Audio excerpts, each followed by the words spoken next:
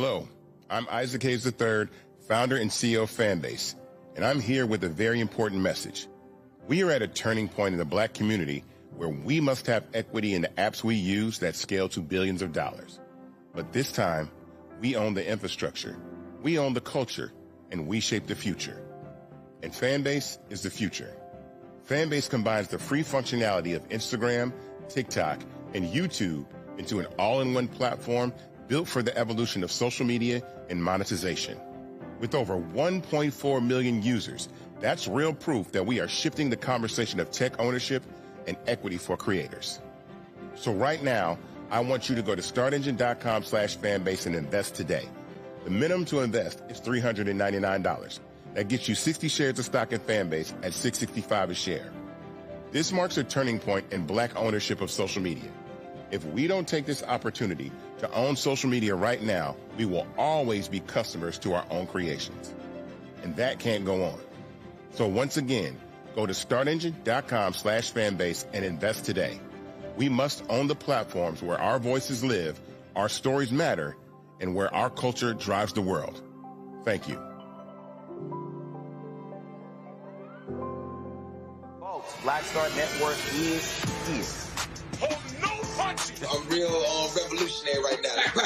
Support this man, Black Media. He makes sure that our stories are told. Thank you for being the voice of Black America, Roland. Stay Black. I love y'all. All momentum we have now, we have to keep this going. The video looks phenomenal. See, there's a difference between Black Star Network and Black-owned media and something like CNN. You can't be Black-owned media and be scared. It's time to be smart. Bring your eyeballs home. You dig?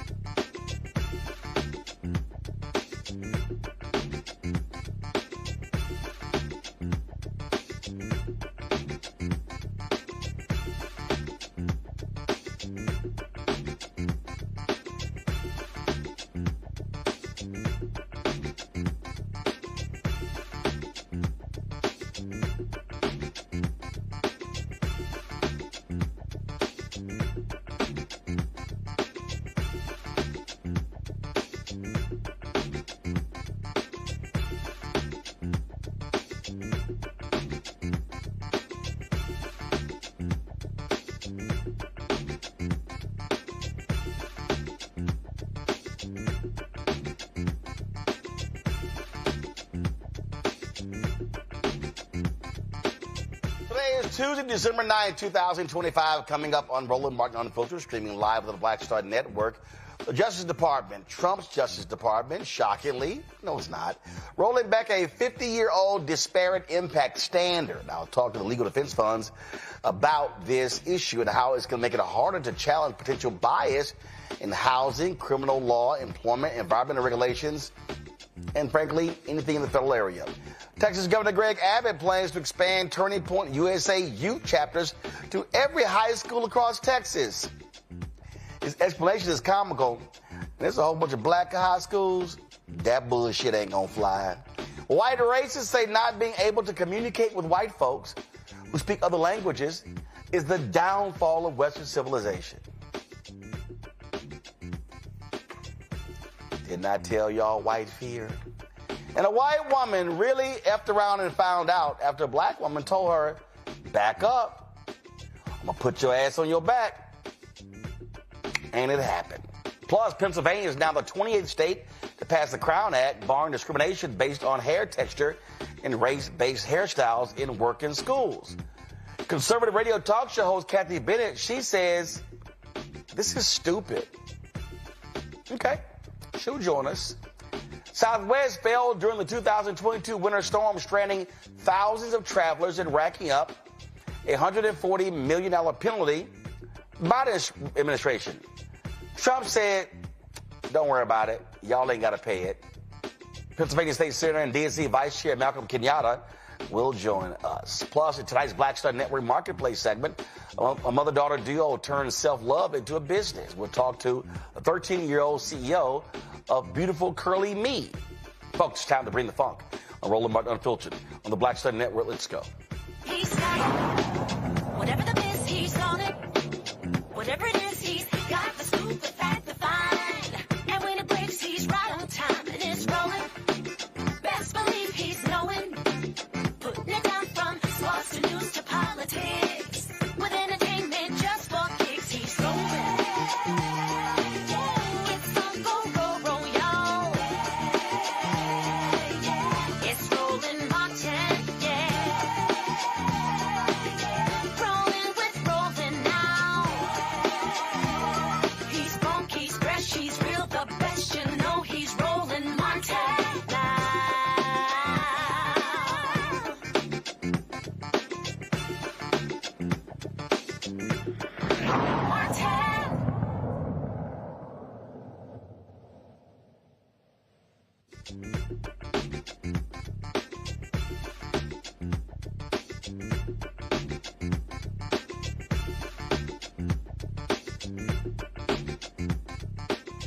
All right, Texas Governor Greg Abbott says he wants to expand Turning Point USA youth chapters into every high school across the state. And remember, that's the right-wing racist conservative group ideas, not just founded by white supremacist Charlie Kirk. Turning Point's high school arm is called Club America. It's a student-run organization that promotes conservative politics on the campus. Abbott says students need the values that Turning Point can provide. And make this clear. I went to public schools here in the state of Texas. When I went to Duncanville High School, I was a member of the Fellowship for Christian Athletes. FCA still exists today. You can have religious organizations that focus on those values like that are allowed in our schools. And this is just another more modern example of Fellowship of Christian Athletes. We're just going to skip over all the racism in Turning Point USA. Now, Abbott and Lieutenant Governor Dan Patrick, they are warning school districts that if they try to block the clubs, there will be meaningful disciplinary action. Really? Abbott is also urging Texas to report any school that pushes back to the Texas Education Agency, even though the state isn't actually requiring districts to create these clubs. Patrick is promising $1 million in campaign funds to help expand the program statewide. Okay, really? All right, y'all, I'll pay on Dr. Mustafa Santiago Ali, former senior advisor for the EPA. He joins us right now out of Washington, D.C. Y'all know I just get a kick. We'll have Scott Bolden in just a moment working on his camera issues, former head of the National Bar Association PAC, lawyer here in the nation's capital, Win Cooney, CEO and co-founder of Politicking out of D.C. as well. All right, glad to have y'all here. I mean, Win Cooney, this is a joke. I mean, these right-wingers are so insane, okay? It's a lot of predominantly black, Hispanic high schools. They don't want this trash on their campus. And for these idiots, this is precisely why I need people in Texas. Y'all have got to maximize the vote. We can throw Abbott ass out of office, Patrick ass out of office, elect Jasmine and Crockett to the United States Senate. These right-wing people are utterly insane. I'm scared, Roland, because they're turning Texas into a breeding ground for conservatism, and they're not trying to even shy away from it or hide it. When you bring in an organization like Turning Point USA or Club America, as they're colloquially calling it for high schoolers, what you're doing is breeding anti-Semitism, white supremacy, anti-LGBTQ plus ideals, and you're putting that into an educational setting. This is something that's pretty unprecedented because usually there is, figuratively speaking, a separation of church and state when it comes to education. But by, Texas symbolizing that they're ready to welcome and embrace us, and in fact, mandating that they're putting these values into the classroom throughout all high schools, I think Governor Abbott is sending an extremely strong message to all the minorities in America, and it's echoing that of President Donald Trump's, is that you're not welcome here, you're not wanted, and we're going to continue to push conservative ideals. Mustafa, these right-wingers are always talking about the left, and they're trying to indoctrinate our children. That's what these fools are trying to do. Exactly. I mean, it is Jim Crow 2.0. We've talked about it a number of times on the show. And now you get to see it come to life by these sets of actions that these individuals continue to do. It is about indoctrination. It is about making sure that you, bring forward your privilege and the view that you have for the 21st century. And actually, many of these things, if you go back and look at the 30s, the 40s, the 50s, even the 60s, these same sets of values are what, they're trying to bring back now in 2025 and beyond. So folks have power, but again, it goes back to elections have consequences. So you've seen what happens when you don't vote. You have these types of actions that try and take root. But you also have power by making sure that you actually go cast your ballot for what you want the 21st century to look like. Yeah, I mean, these folks, they want to control everything. I am always trying to make it clear that this is about power. And what they want to do, they're using their power. They already got PragerU content in the classroom, so that's going on. Again, they want to indoctrinate. That's what they want. They want to force their insane right-wing, white-wing ideology on our children, Win Cooney. They sure do. Roland, the first time somebody called me the N-word was in middle school, right? And I remember going to the guidance counselor and talking to them about it. And she explained to me that was something that was probably taught in the home. And I think what we see here with Governor Abbott, he's making sure that if it's not already taught in the home, if white supremacy is not already being taught in the home, it's certainly going to be welcome into the schools. And that's a really scary thought. I think education sanctuaries, schools are supposed to be a safe place for children to be able to fellowship, learn new ideals, learn new values. And yet and still we have clubs like Club America popping up not only in Texas, but throughout the United States. I also found it really interesting, Roland, that the governor, in fact, acknowledged that he wouldn't be willing to endorse similar initiatives for more progressive organizations. In fact, he signed Senate Bill 12 that said we're going to ban all student clubs with the LGBTQ plus focus. So what we're really seeing is that they're able to pick and choose which agendas they want to push and which agendas they don't. And so they're not trying to hide it. It's salient at this point. And we have to be really concerned about the future of Texas. I'm excited for the Democratic energy that's coming out of it, but I think the Republicans are trying to stomp out any possibility of success and progress in that state. Scott Bolden here. Scott, I just think it's a joke that they want to put a turning. We don't have Scott yet? All right, let me know when we have Scott. I just think, look, Turning Point USA has been filled with racists, Mustafa. Charlie Kirk often espouse racist views, and they are endorsing these racists coming on the campuses. And let's be real clear, 61% of Texas is minority. 61%. Yeah, well, yeah, and you've shared, and others have shared as well, and you wrote a book about it, the Browning of America. Here's the thing, is that this is all about hate. You mentioned that it is about power. And I would just also add to what the other panelists just shared, that what happens in Texas doesn't necessarily stay in Texas, right? A lot of times it's the testing ground, so that they will begin to move this stuff across the rest of the country. So we got to pay particular attention. If you got cancer and you let that cancer to continue to fester, then it is going to metastasize. It's going to move throughout whatever the respective body is. This is just another form of cancer. And we've got to make sure that we are not just treating the cancer, right? The treating the cancer is just by addressing here in this moment. We've got to actually make sure that we are cutting the cancer out of not just Texas, but across our country, because there's no way that this country can ever continue to move forward if it allows this hate to continue to take root, if it allows racism to take root, if it allows misogyny to continue to take root. We have to make a decision.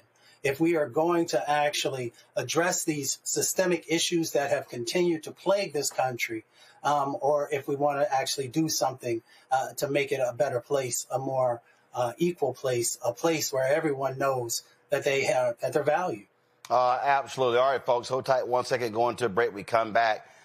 I told y'all Donald Trump and MAGA, they are doing all they can to defund Black America. They are attacking everything that deals with Black America. Now they are attacking anti-discrimination statutes.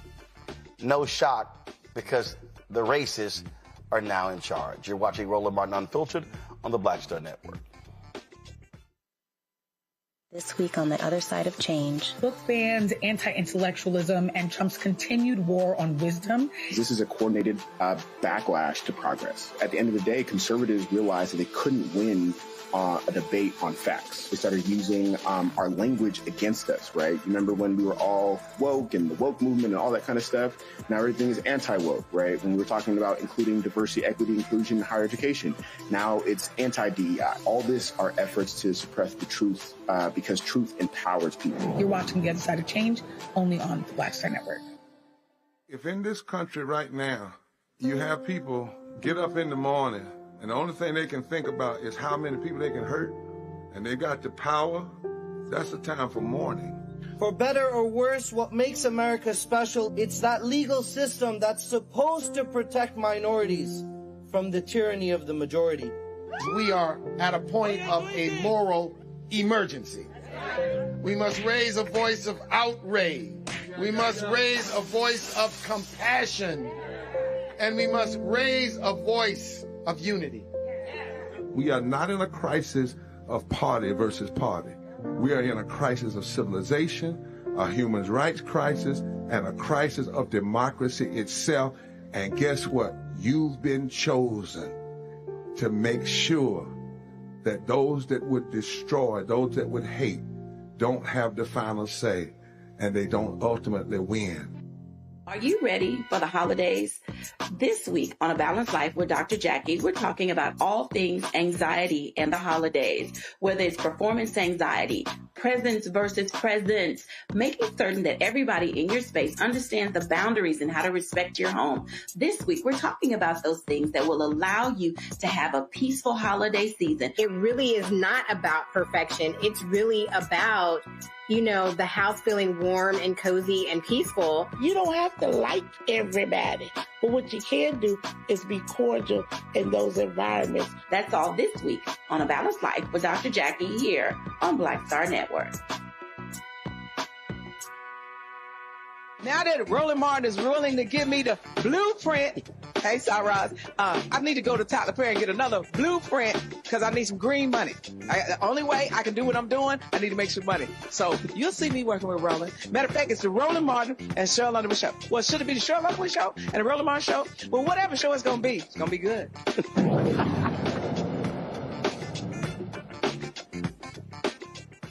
All right, Trump's Justice Department Civil Rights Division was created in response to the Civil Rights Act of 1957 to uphold the civil and constitutional rights. Well, in a letter released on the 68th anniversary of the division's founding, more than 200 former DOJ employees accused the Attorney General Pam Bondi and the Assistant Attorney General of killing major civil rights cases, including those involving police misconduct, sexual harassment, and voting discrimination. Well, today the department announced it will end long-standing civil rights policies that prevent local governments and organizations receiving federal funding from implementing policies that disproportionately harm people of color.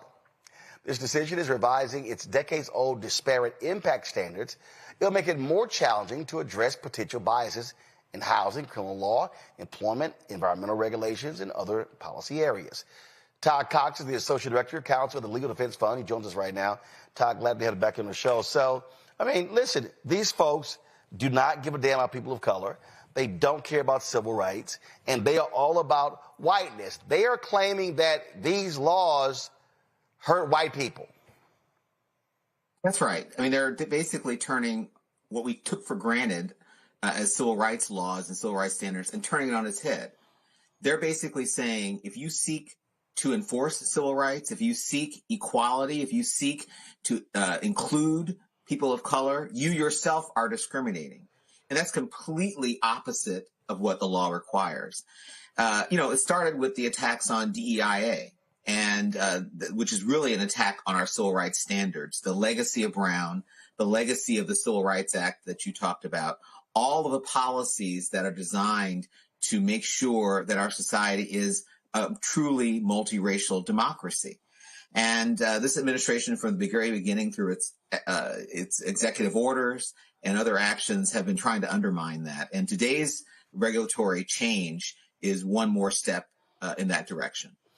Yeah, I mean, these folks, they don't care. And we keep saying it to all the people out there who are playing games, sitting on the sidelines, saying, oh, voting ain't no big deal. Oh, we survived Trump before. Okay, so now all of a sudden, if you have some communities out there and then they want to sue, the feds are saying, don't come talk to us. We're going to show y'all the hand. That's right. I mean, you mentioned it in your opening. They used to be partners in enforcing the civil rights laws, right? Right, with the Legal Defense Fund and other organizations. We had school equity cases, education equity cases. We had voting rights cases. We had cases where we were seeking to make sure that our policing was fair and just. They were partners. Now they're reversing all of that, going backwards, withdrawing all of those consent decrees, dismissing lawsuits that they had filed alongside civil rights organizations like ours. And today's actions against disparate impact is really unprecedented and quite dangerous. And just quickly, disparate impact allows us to identify policies that might not be on their face discriminatory, but are plainly discriminatory in practice, meaning that a law or a practice may not say whites only, but the policy itself, as it's enforced, really has that impact of excluding Black people and other people of color. And the ability for civil rights organizations to go after those kinds of violations has really been important in advancing our civil rights laws and our civil rights regime. And the Department of Justice, as I said before, once was a partner. Now they're going back on that and are basically undermining the very laws that were enshrined in the Civil Rights Act and other civil rights laws in the 60s.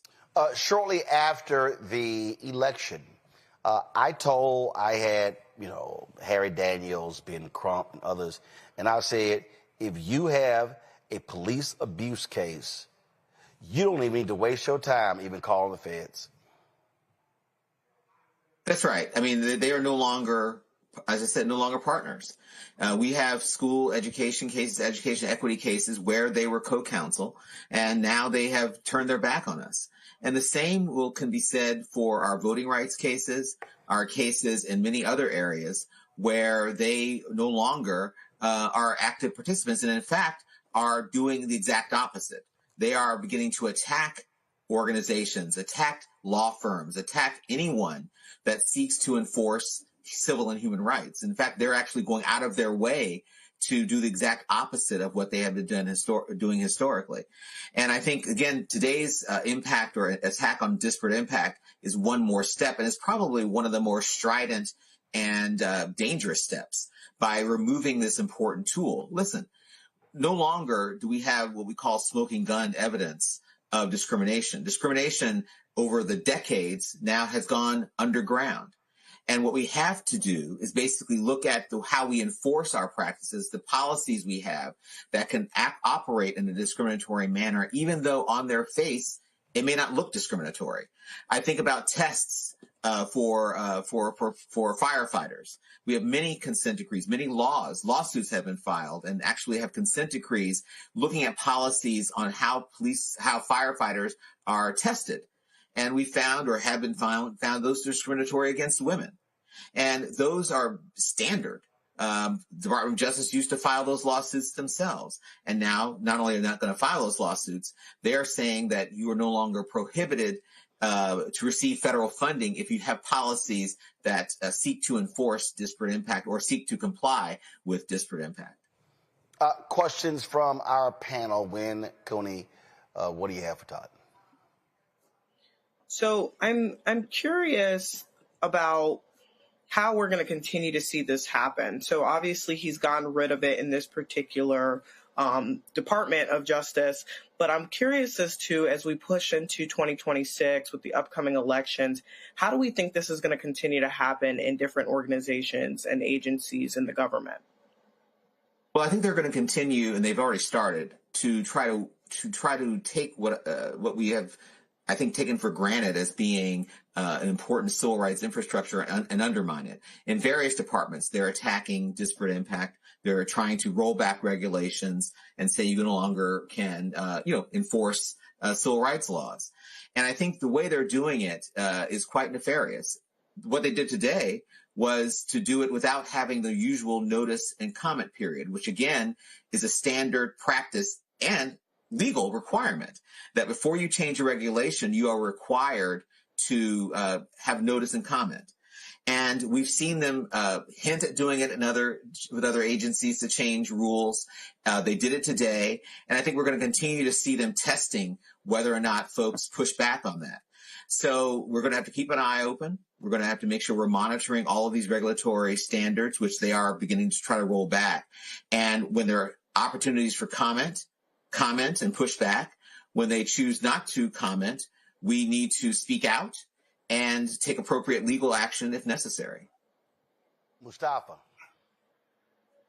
Well, it's good to see you. You know, I've worked on Title VI of the Civil Rights Act for a number of years in the environmental context. I often talk about this around the cycle of cumulative harm. Can you talk a little bit about how this stuff plays out? You know, we often think about a case by case, but how it begins to build over time. Maybe it might help the audience to have a better understanding of what we're losing. Sure. Well, I can use an example in my own career. I was a voting rights lawyer for a very long time. And while we don't have disparate impact under the Voting Rights Act, we have something called Section 2, which requires that electoral systems operate in a fair manner. And in that situation, the community that I was representing didn't have fair representation. They had an at-large election system, or a system where they were not allowed to elect their candidate of choice. The result of that meant that the jurisdiction invited in a company that polluted. So at the same time we had a Voting Rights Act case, we also were pursuing a Title VI case, environmental justice, as you were alluding to, against this company, all of which would have been abated if our community or the community I represented had representatives really interested in representing their points of views, so that company wouldn't be there polluting their community, in a disparately impactful way. That community was majority Black, and the community or the city council invited this company in, ignoring the interests of black people. So I think these things are cumulative. I think that these things cut across all of our civil rights regime. And if you start pulling at the tapestry of one piece of it, today it's the Department of Justice. Tomorrow it might be the environmental regulation and the EPA. It's all going to eventually fall apart and really impact our ability as black people to survive in this country. Absolutely. Well, Todd, listen, I keep telling people, if you don't vote, then the folks who do vote are going to get the kind of representative government that they desire. And when people, that's right. When people start saying, I mean, oh my God, where are our civil rights groups? Where are the lawyers? Why are these things happening? It's because these nutcases are in charge, and they're going to be in charge of the executive branch for the next 3 years. And so folks better buckle up, because they are going after and they are attacking anything that advances the interests of African Americans. That's right. Keep our eyes open and keep vigilant. And remember, our role in the movement at this point is to push back as hard as we can using the rule of law and using our policy arms and policy eyes and all of our tools that we have to make sure that our rights are protected, and make sure that this administration doesn't continue to try to run roughshod over our interests. Absolutely. Absolutely. All right, then. Todd, we appreciate it. Thanks a lot. Thank you very much. Have a good night. Folks, we come back. Congresswoman Jasmine Crockett, she unveils her first campaign promo ad, if you want. And Lord, why are all these people going crazy? Why are all these right-wingers, why are all these white progressives just losing their minds? And I'm like, you know, she can talk about public policy over the next 3 months. Why y'all tripping? We're going to talk about that when we come back. Roland Martin Unfiltered, the Black Star Network. Support the work that we do. Join our Bring the Funk fan club. Your dollars goes to support the show. You want to give to us, Cash App, just drop the QR code. You see it right here, bottom left-hand corner. PayPal's R Martin Unfiltered, Venmo RM Unfiltered, Zelle, Roland at RolandSMartin.com, Roland at RolandMartinUnfiltered.com. Check some money order, make it payable to Roland Martin Unfiltered, P.O. Box 57196, Washington, D.C. 2003 7-0196. Back in a moment. If in this country right now, you have people get up in the morning and the only thing they can think about is how many people they can hurt, and they got the power, that's the time for mourning. For better or worse, what makes America special, it's that legal system that's supposed to protect minorities from the tyranny of the majority. We are at a point of a moral emergency. We must raise a voice of outrage. We must raise a voice of compassion. And we must raise a voice of unity. We are not in a crisis of party versus party. We are in a crisis of civilization, a human rights crisis, and a crisis of democracy itself. And guess what? You've been chosen to make sure that those that would destroy, those that would hate, don't have the final say, and they don't ultimately win. It's your boy Earthquake, you know, giving Roland Martin something to do, because you know he don't know what to do. He from Texas. Ain't his fault.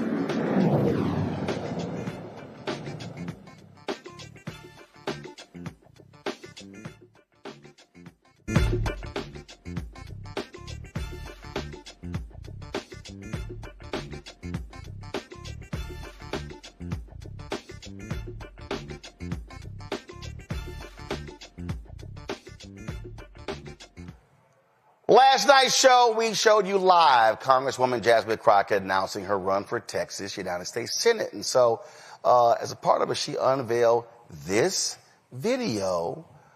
Let's roll it. How about this new one they have, their new star, Crockett? How about her? She's the new star of the Democrat Party, Jasmine Crockett. They're in big trouble.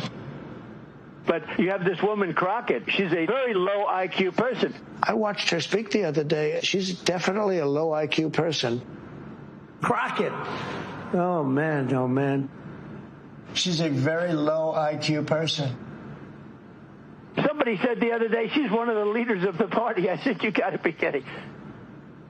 Now they're going to rely on Crockett. Crockett's going to bring them back.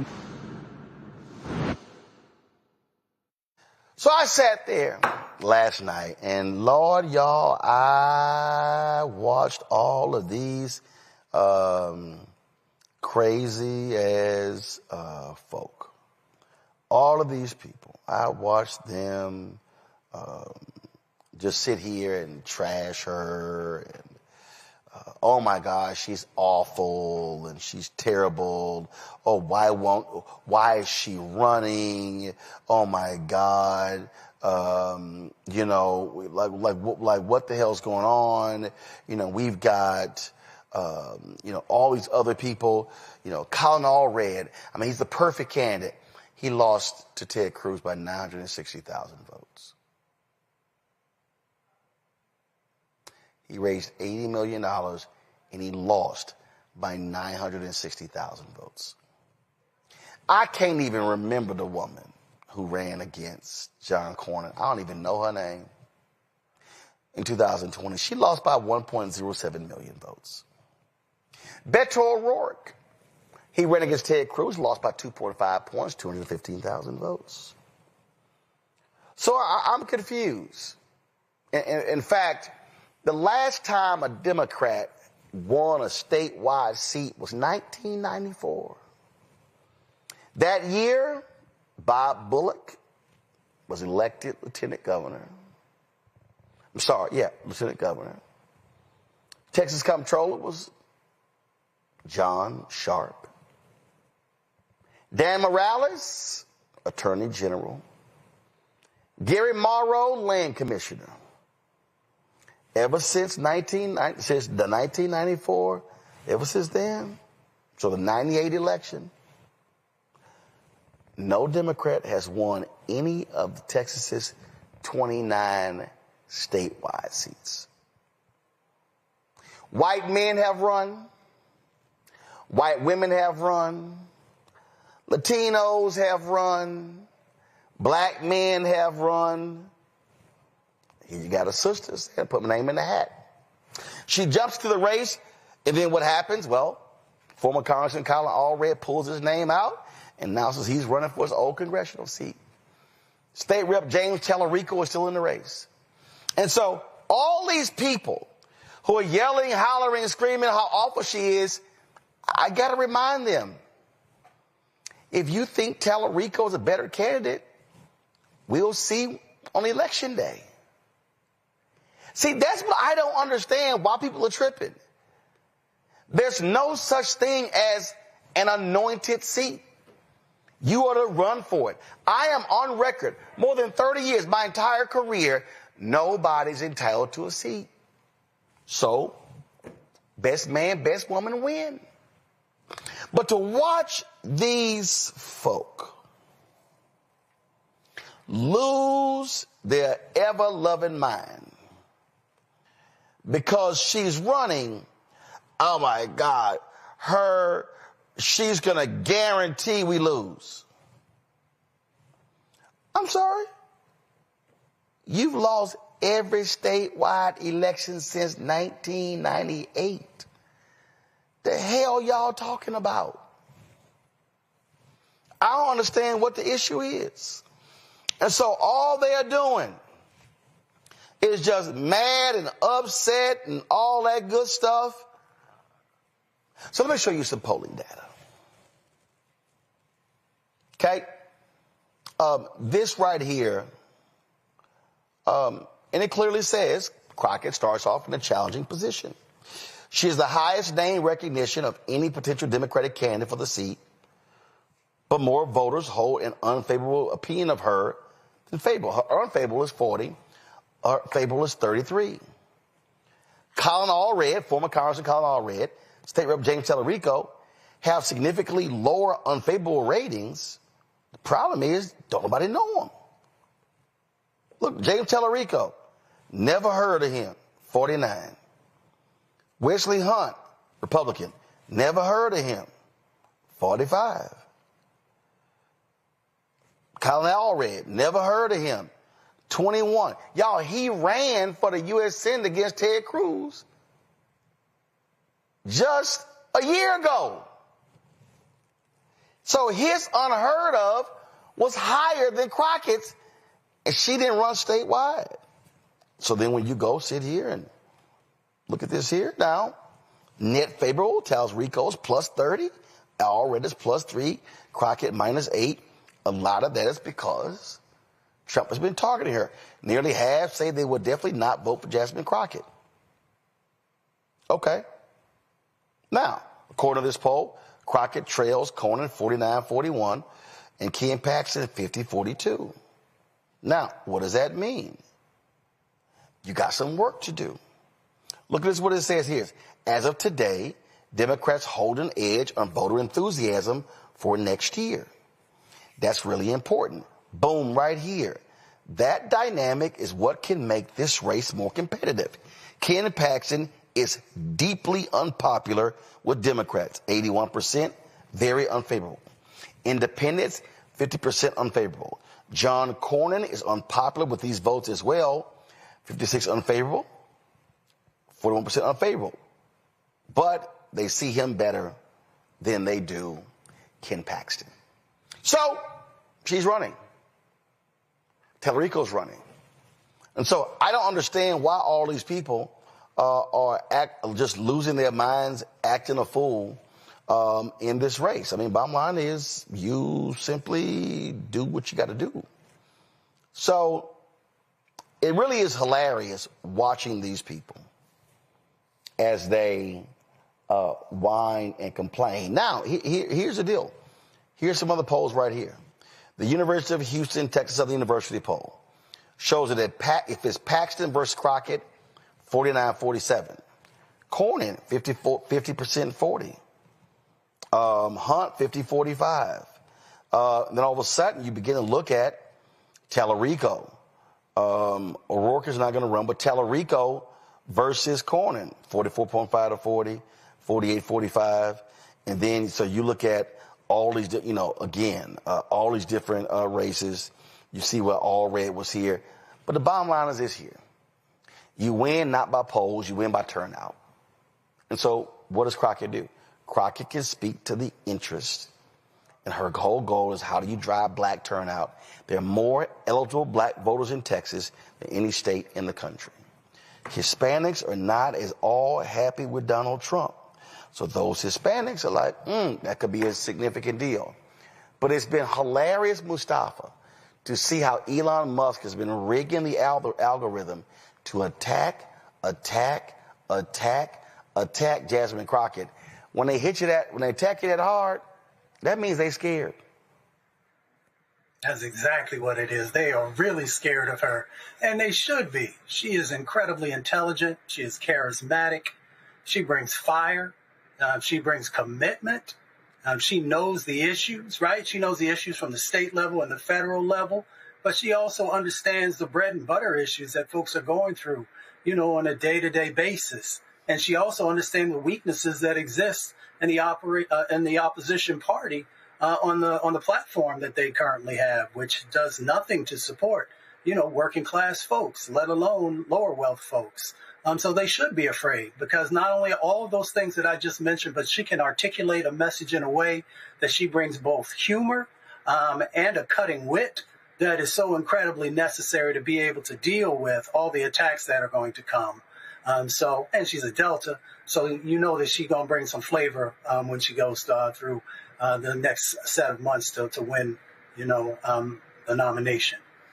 When Cornyn was really interesting is a lot of these same, crazed, deranged white progressives, many of them can act just like white conservatives.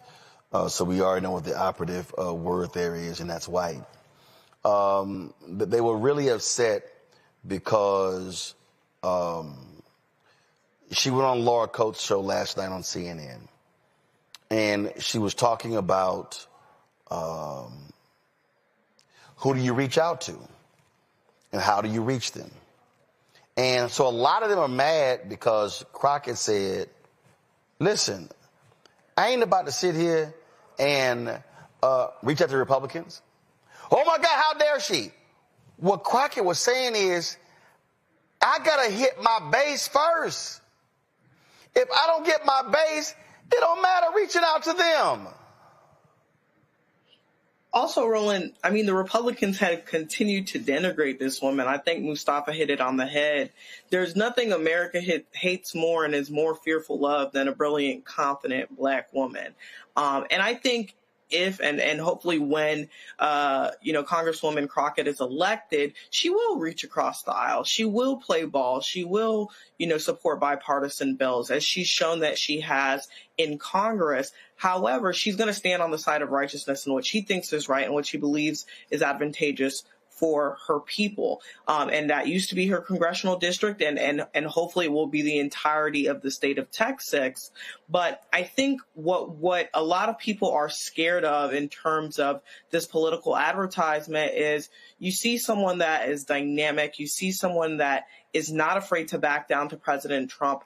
I honestly look at Congresswoman Crockett as the answer to what we're seeing President Trump breed in office. A lot of folks have told me, she's too bombastic, she's too this, she's too that. We had, different commentators commenting on this and that in her style.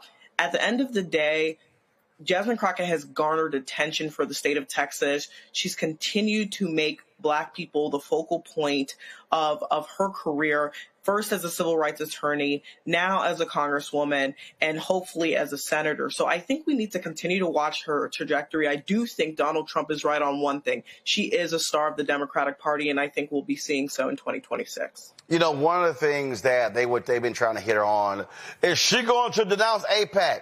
Mustafa, she ain't never took no AIPAC money. And I'm like, she'll need to address that. What's the issue happening right now? Affordability, tariffs, the economy. So my whole deal is, don't fall for that okie doke. That's somebody else's issue. What she should be fixated on, again, is what is she going to do for Texas voters? Exactly. Whenever you get that light bill, she should, she's going to talk about that the prices need to go down instead of going up. When you go in the grocery store and now you look and you see something that used to cost $100 when you were walking out, now costing $300, she should focus on that. She should focus on the fact that your jobs no longer exist because they got shipped out or they got broken down because of the tariffs. That's what people care about. That's what Black folks care about. That's what Latino folks care about. That's what white folks care about. And she should be focusing on those bread and butter issues. Absolutely. For a while. You know what? I'm going to talk about some other stuff here, but I want to bring in now Pennsylvania elected official Malcolm Kenyatta, vice chair of the Democratic National Committee. He joins us right now. So Malcolm, here's the whole deal. And I'm not asking. So if you can endorse, I understand it. If you are endorsing, just let us know. But what's amazing to me, and I get it, people got opinion, but I had to smack some people yesterday. I saw fools in Maryland, Long Island. Oh my God, this is awful for Texas. I'm like, y'all ass ain't even from here. I saw this one dude from New Zealand weighing in. I'm like, what the hell do you know about Texas voters? This is why people need to be very concerned with when y'all see folk talking about an election. First check to see where they from, because all the people who are trashing Crockett said how awful she's going to be for Texas. I'm like, you can't even vote. I told one person, I said, let's do a test. Can you tell me how many counties are there in the state? I'll wait. So you know this, as vice chair of the Democratic Party, we don't endorse in primaries, but I will say what I said online, yesterday. Primaries are good things, and we need to be a party that embraces it. When we embrace the primary process, what we're doing is we're embracing democracy. We are embracing the need for candidates to, have the tires kicked and to frankly build out the infrastructure, volunteers, message, resources to go on and win in the November election. And what you're seeing with Congresswoman Crockett is somebody who has stood up to this administration. What you're seeing in James Tallarico is somebody who's been outspoken against what this administration has done, for Texas. And both of their voices are voices that we need more of in this party, not less of. And let me be clear on this. I have zero time zero time for people who spend all of their energy attacking other Democrats when we should be attacking the guy in the White House who spends every single day making people's lives miserable and destroying the lives of people in Texas and all across this country. And so, listen, I'm confident that the voters of Texas, Democratic voters of Texas, they know who they want their next senator to be. And Jasmine and James will go out and they will make that case to the people of Texas. And then I know that the DNC is going to do everything we can to make sure whoever the Democratic nominee is becomes the next senator of Texas. I've spent a lot of time in.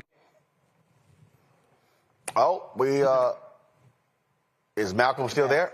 But Malcolm Kenyatta has spent a lot of time in the South because the DNC understands that if we're going to win moving forward, it's going to be critical for us to, stop taking the South for granted. See, here's what you just nailed there. I'm going to go back to 2012. So we're waiting in the wings to go on CNN. Obama beats Romney.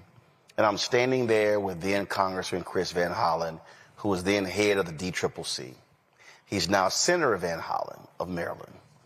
And I say to him, hey, when are y'all going to take Georgia and Texas seriously and make a massive investment to organize and mobilize the state? Oh, he tells me, Georgia and Texas are red. I said, no, they're not red. I said, they're red because you don't invest. They're red because you're not building an infrastructure. I said, you can't build an infrastructure based upon the upcoming election. It's what are you doing in the off years? Howard Dean, when he was the DNC chair, talked about a 50-state strategy.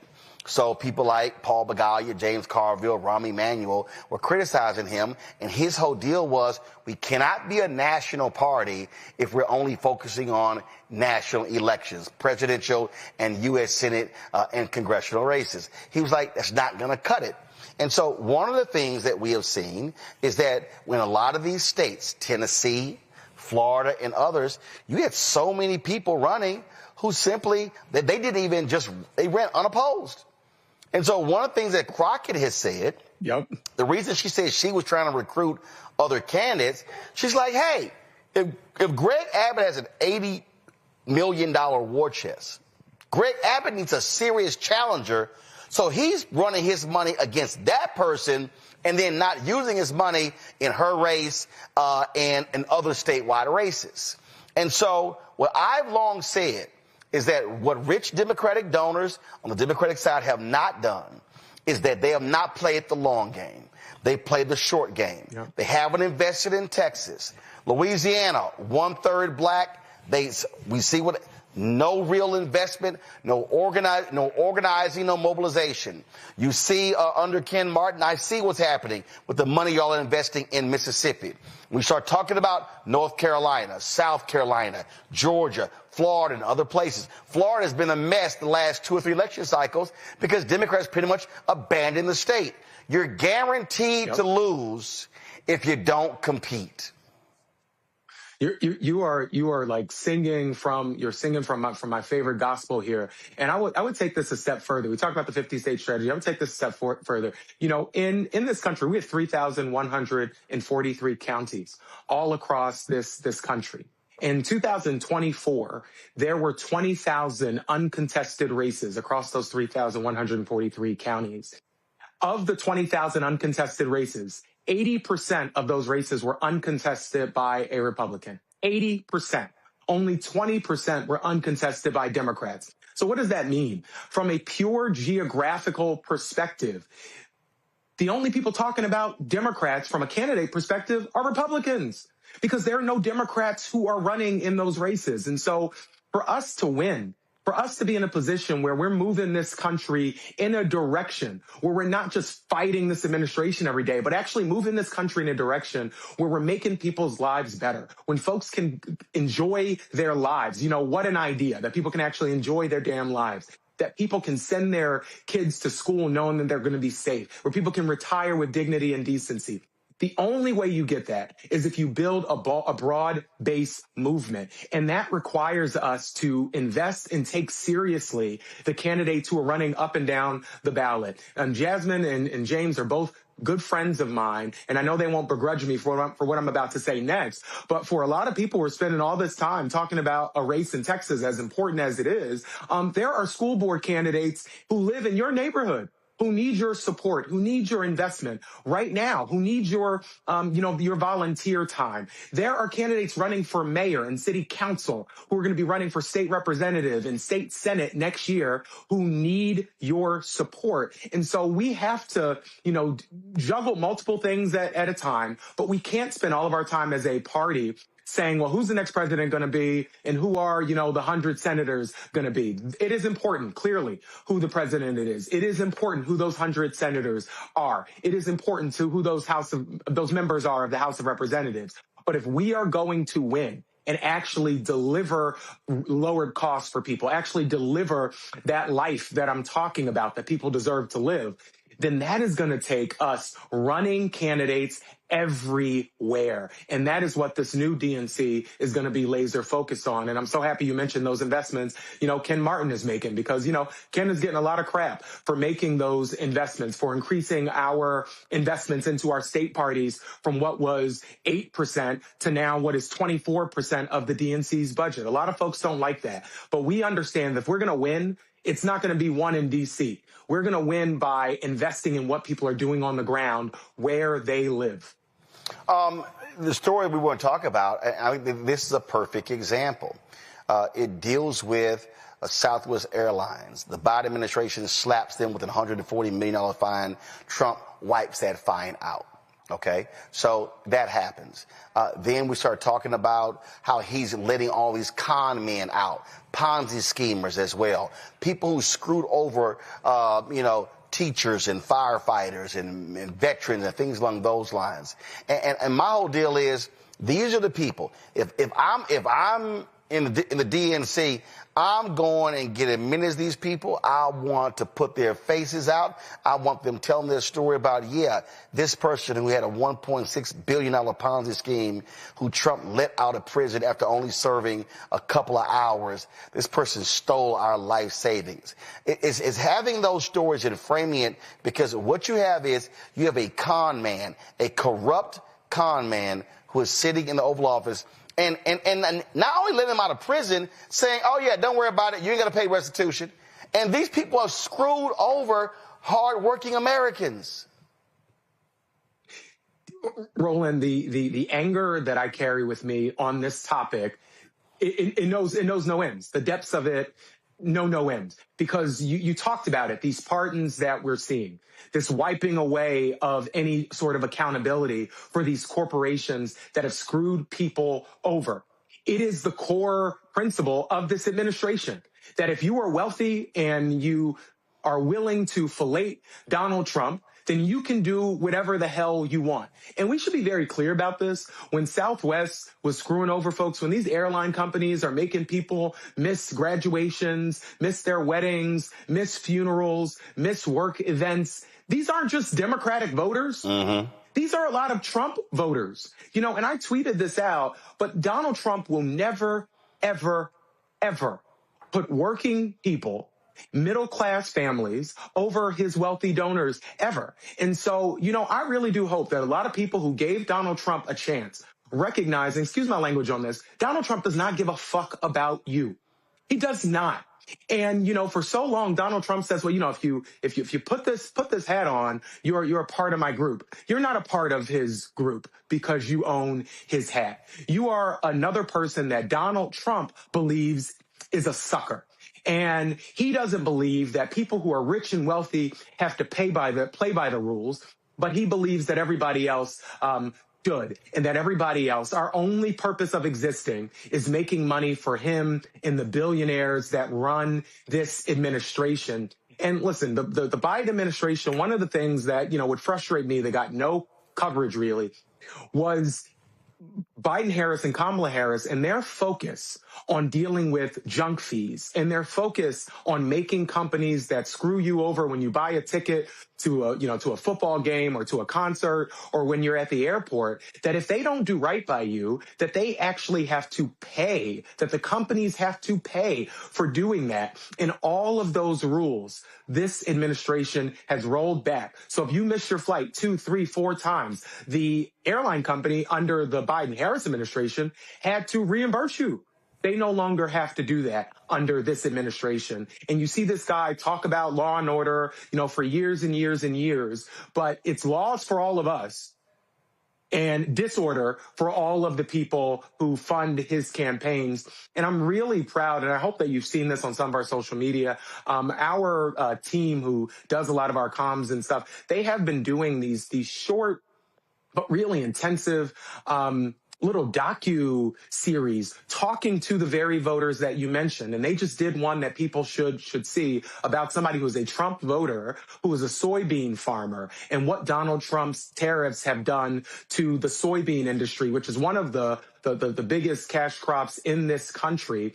And, now, as you know, and I'm sure you've talked about on the show, Donald Trump is giving a $12 billion bailout to farmers because he screwed them over with tariffs. And that bailout will do nothing to deal with the erosion that these folks have seen in their ability to keep their farms operational and to actually run the businesses that they have. Malcolm, you're a Pennsylvania state lawmaker, and this story here caught my attention.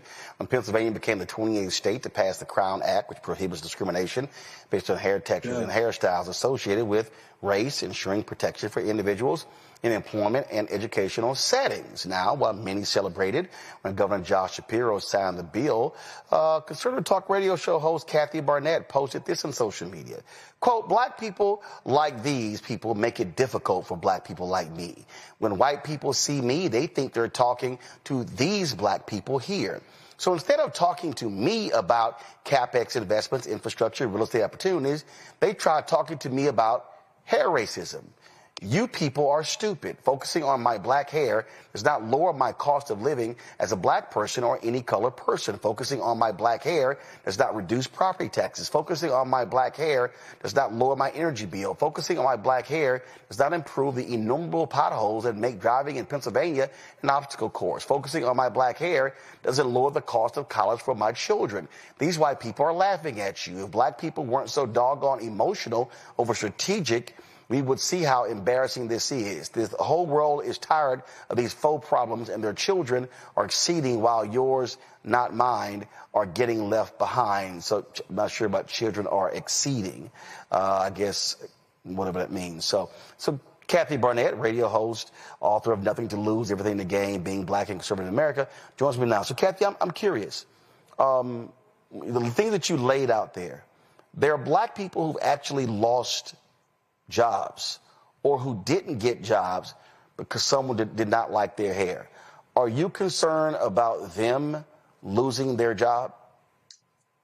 Roland, thank you so much for having me on. Here's the simple fact. There are 99 problems in the black community. You're not answering my question. And hair racism is not one. No, Kathy. Kathy. And I will answer it. You cannot tell me how to answer the question. Kathy, I asked a very simple question. Your question, and I'm answering your question. Okay. There are 99 problems in the black community, and hair racism isn't one of them. And let me put this into perspective for you.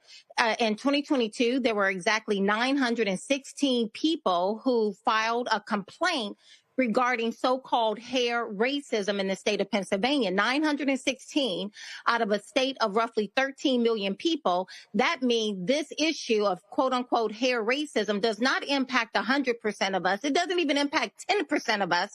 It impacts 0.00007% of us. That is a rounding error.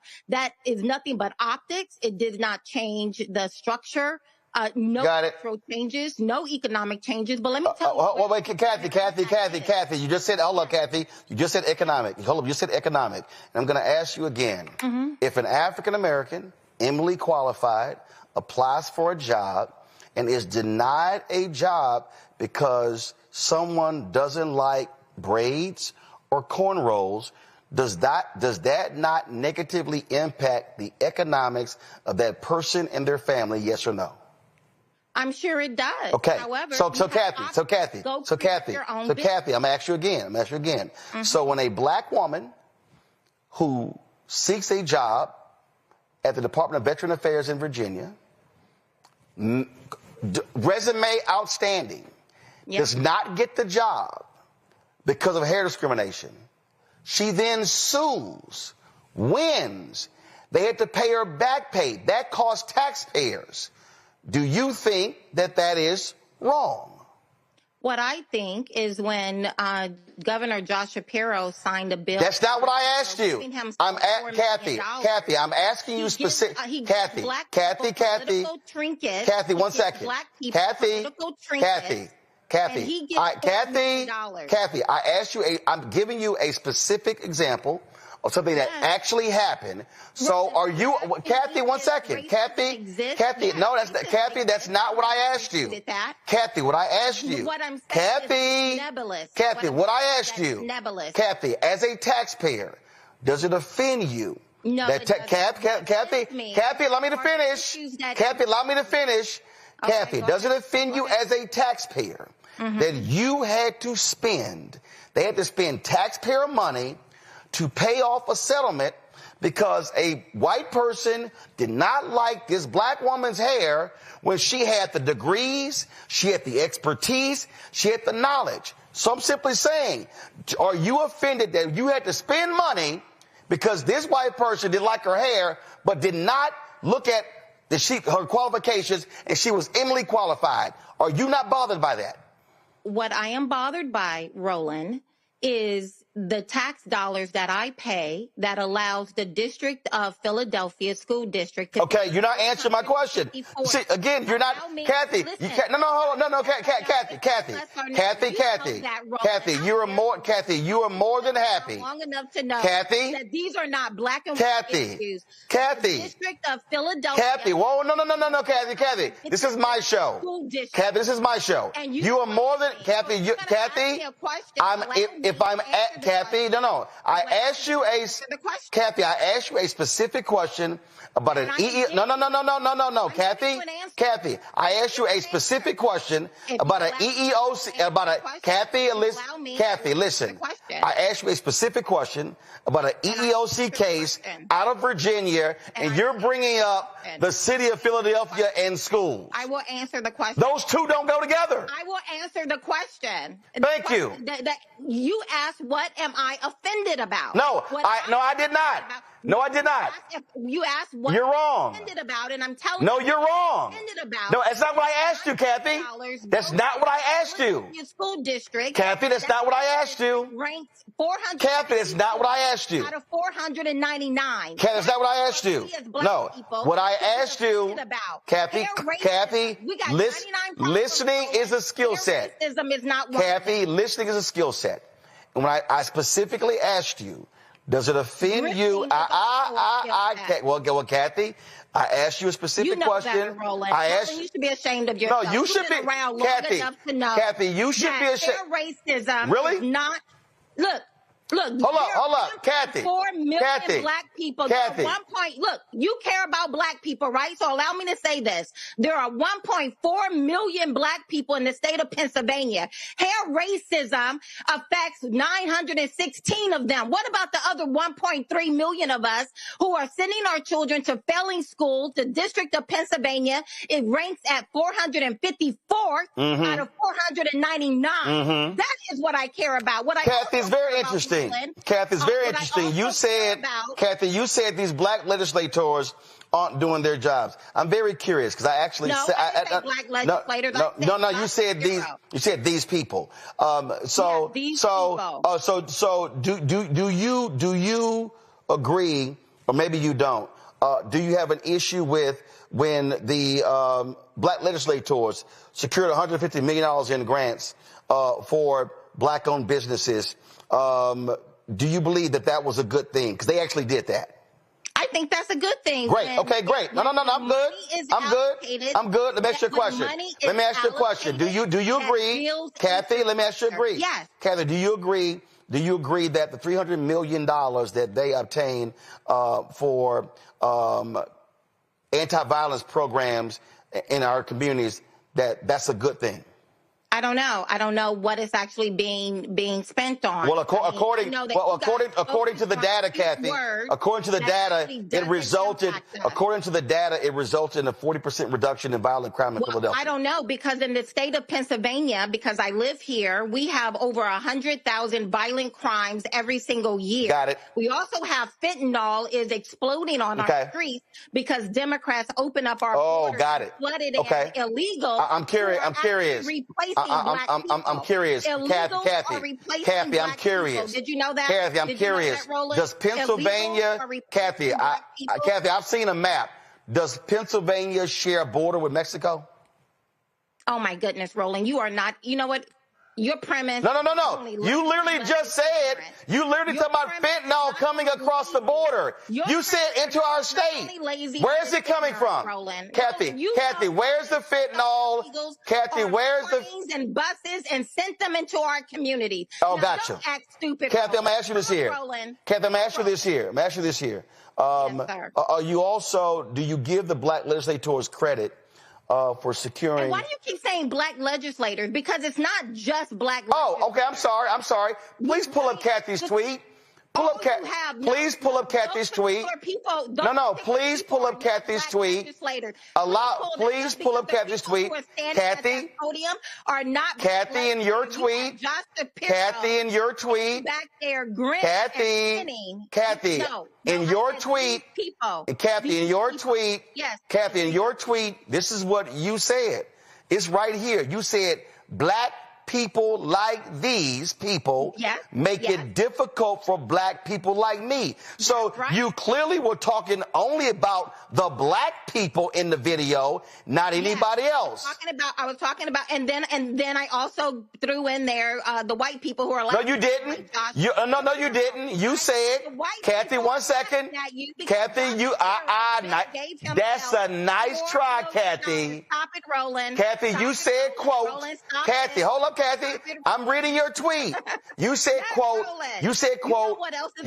when white people see me, is a skill set. Kathy, you said when white people see me, they think they're talking to these black people here. You know what? You can believe whatever you want to believe. Kathy, I'm reading your tweet. My tweet is real clear. Black people like you, Roland, who major in racism and victimology. I'm literally looking at your tweet. You made no mention of anybody white in the photo. Shapiro gave himself $4 million. That's hilarious. To do video TikToks and gave us political trinkets. Malcolm Kenyatta. Impact the overwhelming majority. Malcolm Kenyatta, let me ask you a question. Malcolm Kenyatta, let me ask you a question. Give me the $4 million. Malcolm Kenyatta, you are a state representative in Pennsylvania. Yeah. And you were there in the state capitol. You were there advocating, fighting for things. So when you hear someone say, again, I read her tweet, and it's all targeting black people. There was no mention of anybody white. When you hear someone say that, oh, these black people, they are focused on hair racism and nothing else, and she lists all these things, Malcolm, surely y'all are focused on infrastructure. You're focusing on investments. You're focusing on education and housing. So Malcolm, go ahead and give us a sense, Malcolm, of the things that you and other black legislators are working on that Kathy talked about. Well, let me first say I'm happy to have been a co-sponsor of that legislation, and I'm damn proud of Adjoa, who has led this charge across the country, and of Representative Mays and Speaker McClinton, who championed this legislation and got it over the finish line. And that legislation is a part of a whole host of things that we got done this year. That bill, which was passed in bipartisan fashion, is a part of a whole series of bipartisan wins that we got for the great people of Pennsylvania. It included a working families tax credit, which is going to put hundreds of dollars back into the pockets of middle class and working class families that are seeing all of their expenses go through the roof because of the policies of Donald Trump. I know that fentanyl was mentioned, and the issue of fentanyl and substance abuse disorder is something that I know matters to many of us, and I'm sure it matters in a genuine way to the previous speaker. But what I would say is we have Donald Trump, who just last week pardoned one of the world's worst drug dealers who was pushing many of those same drugs into our communities. And we have been at the state level trying to do everything we can to address it. And so what does that look like? It's looked like a renewed investment into behavioral health programs, a renewed investment into drug treatment programs. It has looked like the over $400,000, I believe, that we're at this point in terms of gun violence prevention grants. What it has looked like is investing in education. We've invested in our school districts just in the last two budgets, nearly $1 billion, the single largest investment into K through 12 education in Pennsylvania history. And believe it or not, we've done all of these things while getting Democrats and Republicans to come together. What I have learned is that we do not have to continue to sort of leave who we are at the door. You know, it was mentioned that 900 or so people in Pennsylvania filed a complaint. Well, you know what? There are thousands of other people who didn't file a complaint. And I think one person who is discriminated against simply for existing is one too many. And we can do multiple things at once. We can pass a bill that says you can't discriminate to people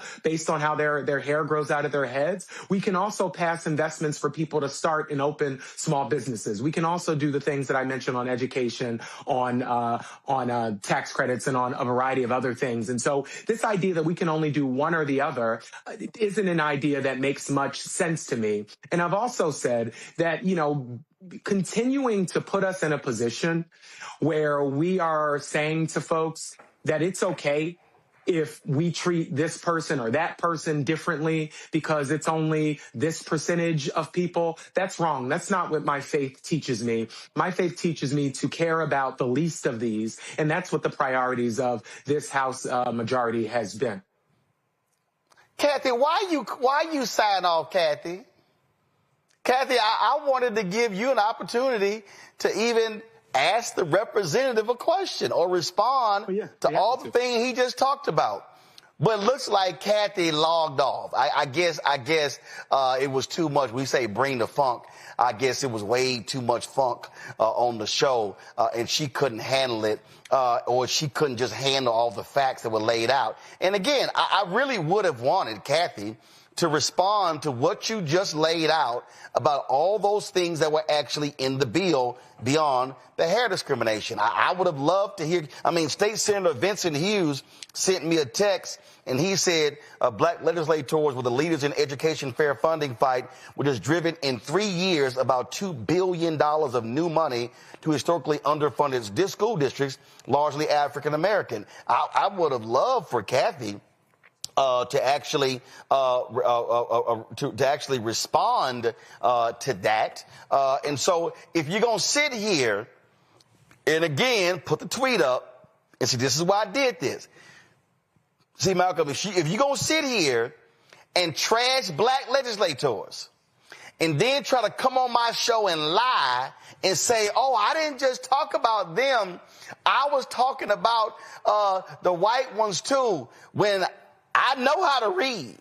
I used to read 300 books a summer.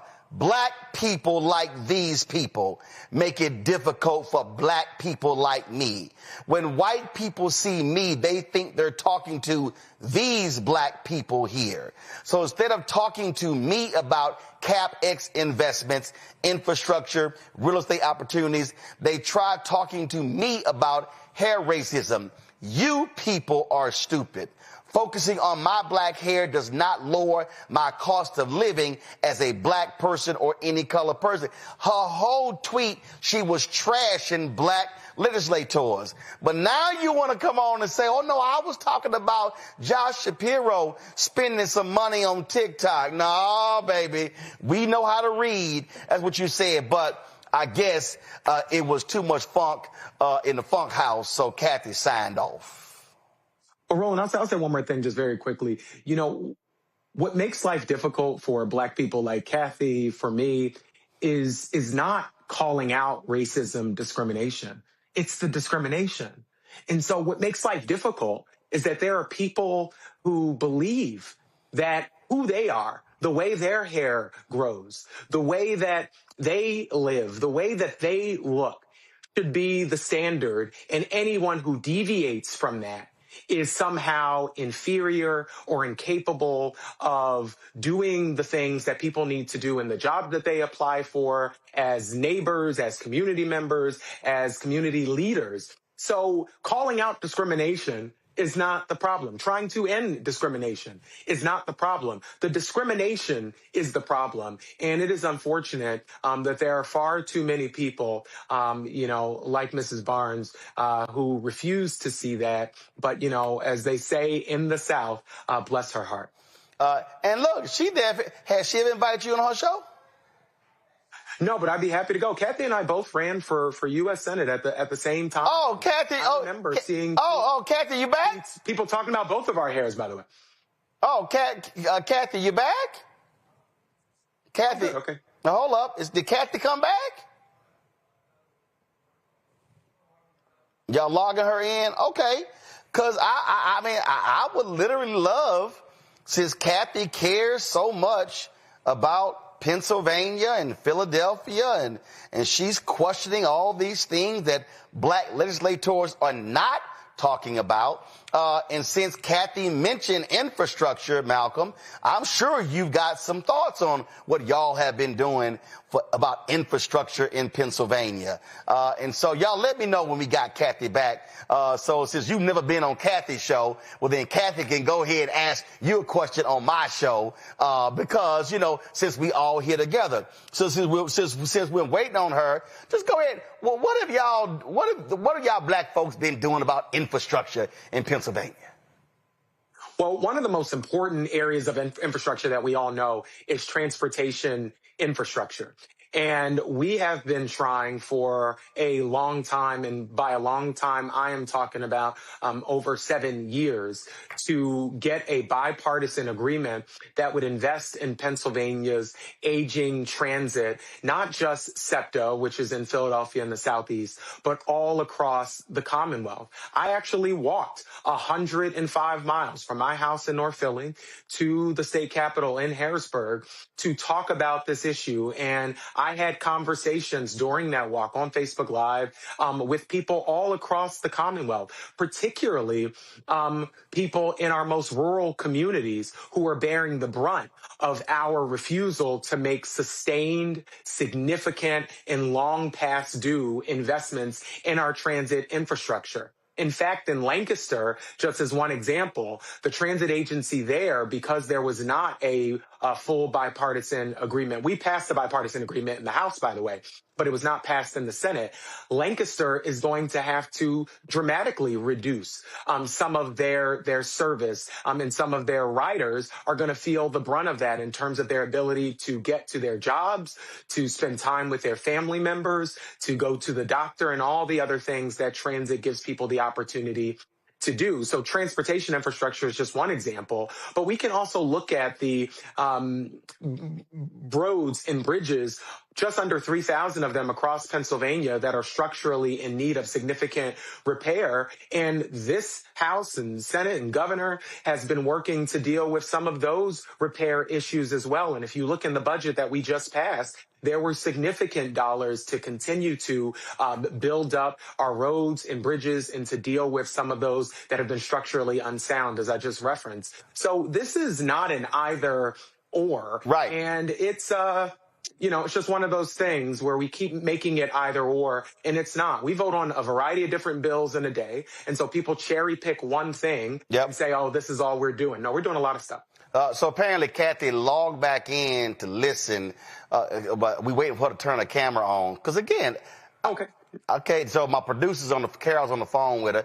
Again, I would love, since she said, again, should she criticize black legislators, I would love for her to ask a black legislator in Pennsylvania who's sitting right here, since she cares about CapEx and infrastructure and real estate opportunities. You've never been on her show. So if she says y'all ain't doing it, here's the perfect opportunity to say, okay, Representative Kenyatta, are you working on this? So, Kathy, Come on back. So I'll wait for you, but I'm going to go ahead and ask Malcolm another question. Matter of fact, Mustafa, you got a question for Malcolm while we waiting on Kathy? Yeah, Mustafa, good to see you, brother. Yeah, Malcolm, I was going to say it's wonderful to see you. Thank you for everything that you continue to do for our communities. You know, as we move toward 2026, which is not that far away now, what are some of the things that you would ask folks in the great state of Pennsylvania to actually focus on and highlighting, of course, you know, self, but other folks who are working on those issues? Well, Mustafa, thank you, brother, and thank you for everything that you do. Let me say this simply, and I say this often, but the purpose of politics is to make people's lives better.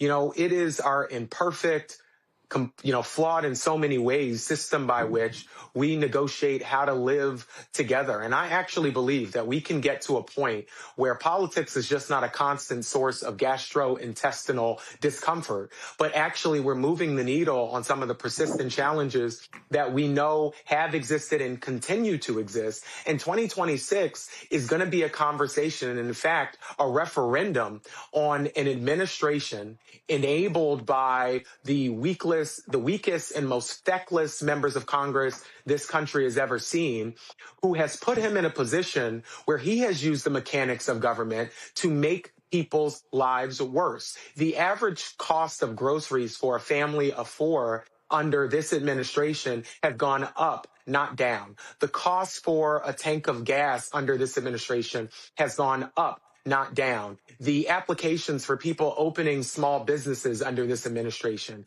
has also gone down, not gone up. And so when we look at what is happening right now, the slide that we're seeing on all of the quality of life areas that people care about, the ability to feed their kids, to have a job that provides for them economically, to save a little bit and maybe be lucky enough to go on a vacation, those things are getting further out of reach. And so I say to folks, I'm not going to give Donald Trump and Republicans the credit that people often try to ask us to give. I'm not in politics because I'm thinking about him. When I got involved in politics, he was not a part of the equation, but he is in the way right now of us making people's lives better. And in fact, his administration spends every single day making people's lives miserable and worse. Right. While his family gets, a lot wealthier along the way. So Kathy's back. So Kathy, I'm curious. Have you ever had Representative Kenyatta on your show? I have not. Okay, so guess what? You're here. He's here. What question do you have for Representative Kenyatta since you said these black legislators aren't doing this other stuff? What you got for him? Yes. Representative Kenyatta, can you hear me? Yep, he got you. I can, Kathy. Yes, sir. Okay. Well, listen, first of all, it's nice to meet you, and I would absolutely love to have you on the show if you would like to come on. I would love that, to have a conversation. Again, my focus is not on nebulous issues, but on the 454th place of Philadelphia School District. Why? Instead of putting a big, beautiful spotlight on the failing reading and math proficiency scores of our Black children in Philadelphia School District, why are we not focused on that? Instead, focused on things such as a nebulous issue, such as the Crown Act. Well, let me say this. First of all, I'm glad that you came back and happy to talk to you. Well, I got booted off. No young person. No. Okay, no, not a problem. But I'm happy you're here, nevertheless. Okay. But none of our young people and no person in Pennsylvania should have to be treated differently for the way that their hair grows out of their heads.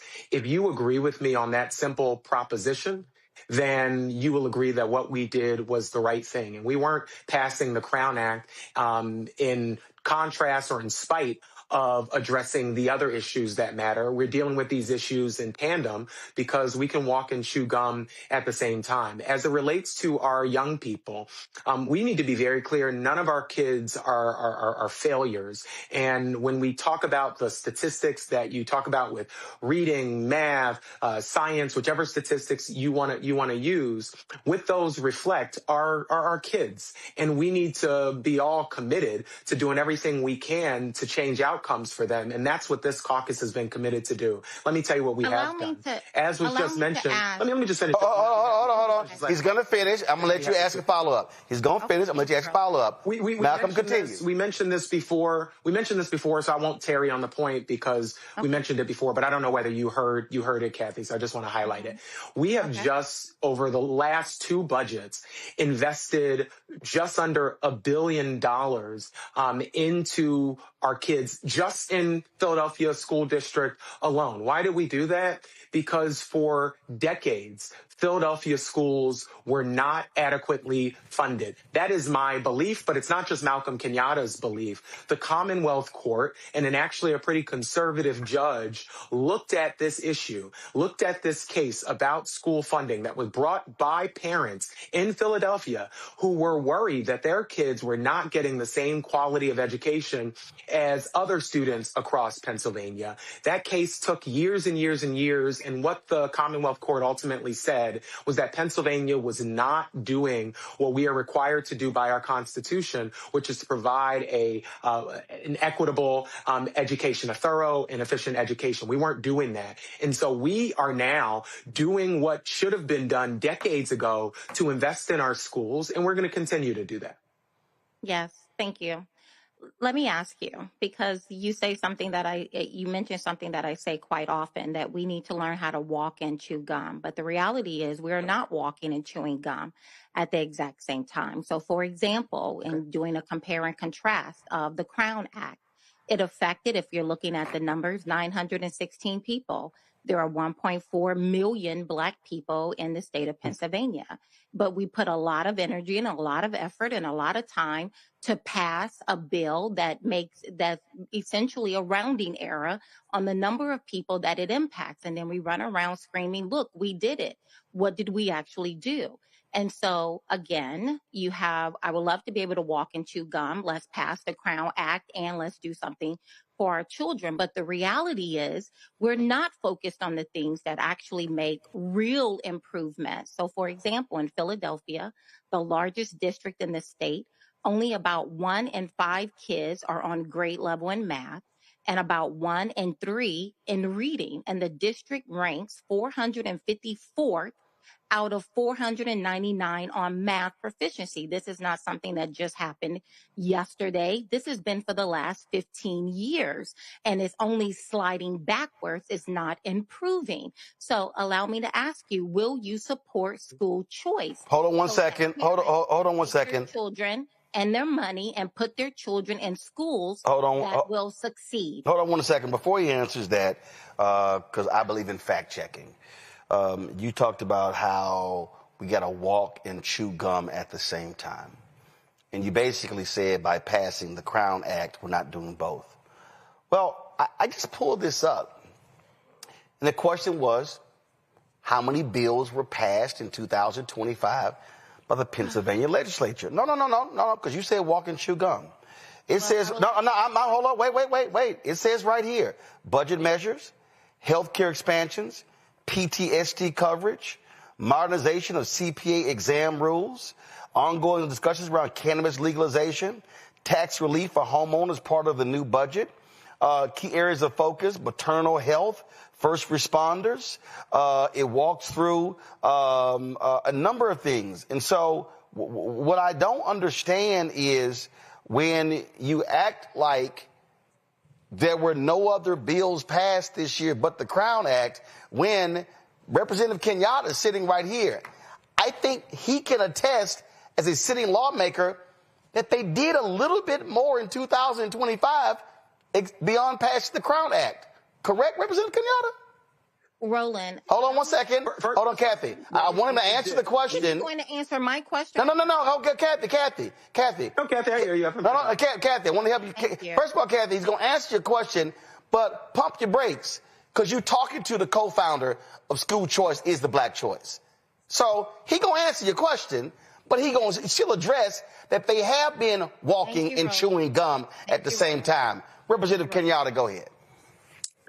So you're absolutely right. This is one bill and a whole host of legislation that we have been able to pass in a bipartisan way. And why do I keep saying that? It's not to say that we don't have serious disagreements across the aisle, as we usually say. But what this House leadership has been able to do under the leadership of Speaker Joanna McClinton is to find ways to get to yes and to find ways for us to advance a whole host of issues, the Crown Act being one of them. You said a number of things, many of which were actually not factually accurate. So I just want to push back on some of those, and we're not sure where you're getting these numbers from. It's not correct. Let me just finish because you're not sure what statistics I'm talking about yet. But let me give them to you.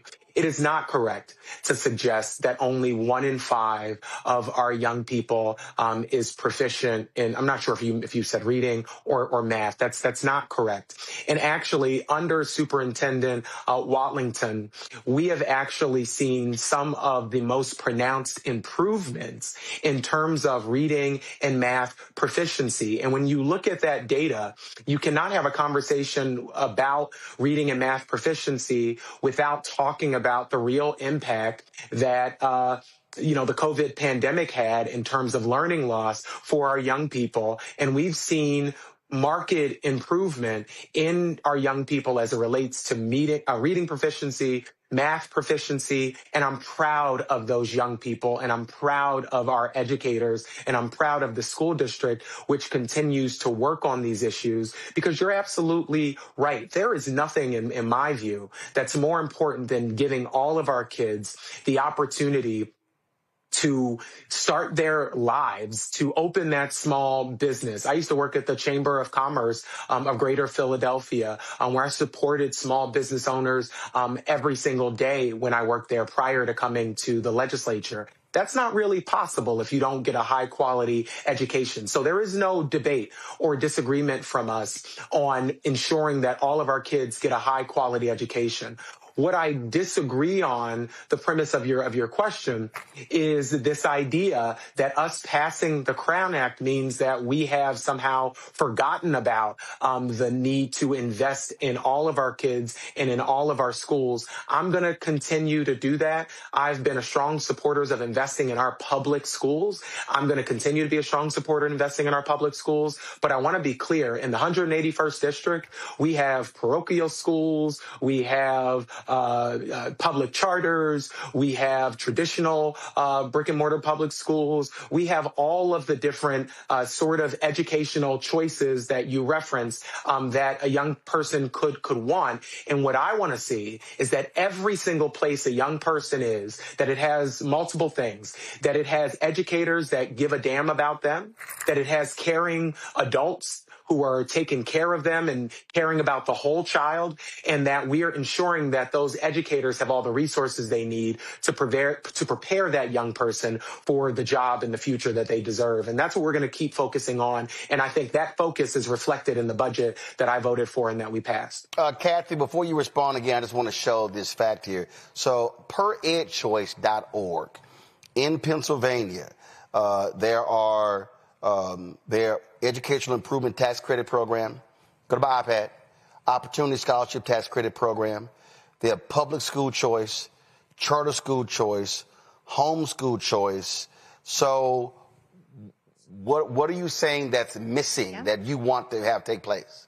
Yes. Thank you so much, Roland, and thank you also, Kenyatta. I appreciate you speaking or responding. But my question was, do you support school choice? School choice in that, and Kenyatta will understand exactly what I mean, that a child's tax dollars, that tax dollars travel with the child, allowing the parent who is in a particular zip code that is not faring well for their child, that parent has the ability to take those particular dollars and take their child to a school that is successful and that child can actually do well. And the numbers that I'm looking at, Kenyatta, comes from the latest PSSA. And as you know, it is tracking the performance of our children. And as of right now, in Philadelphia, 1 in 5 kids are on grade level in math and about 1 in 3 in reading. And again, the district ranks 454th out of 499. Are those stats related to the public school district? Yes. Okay. 1 second. I got it. So please share with me, what are the charter school numbers? I don't know. Okay, so right there's a problem. Because no, see, that's not no, hold up. Let me, again, allow me, hold up, again.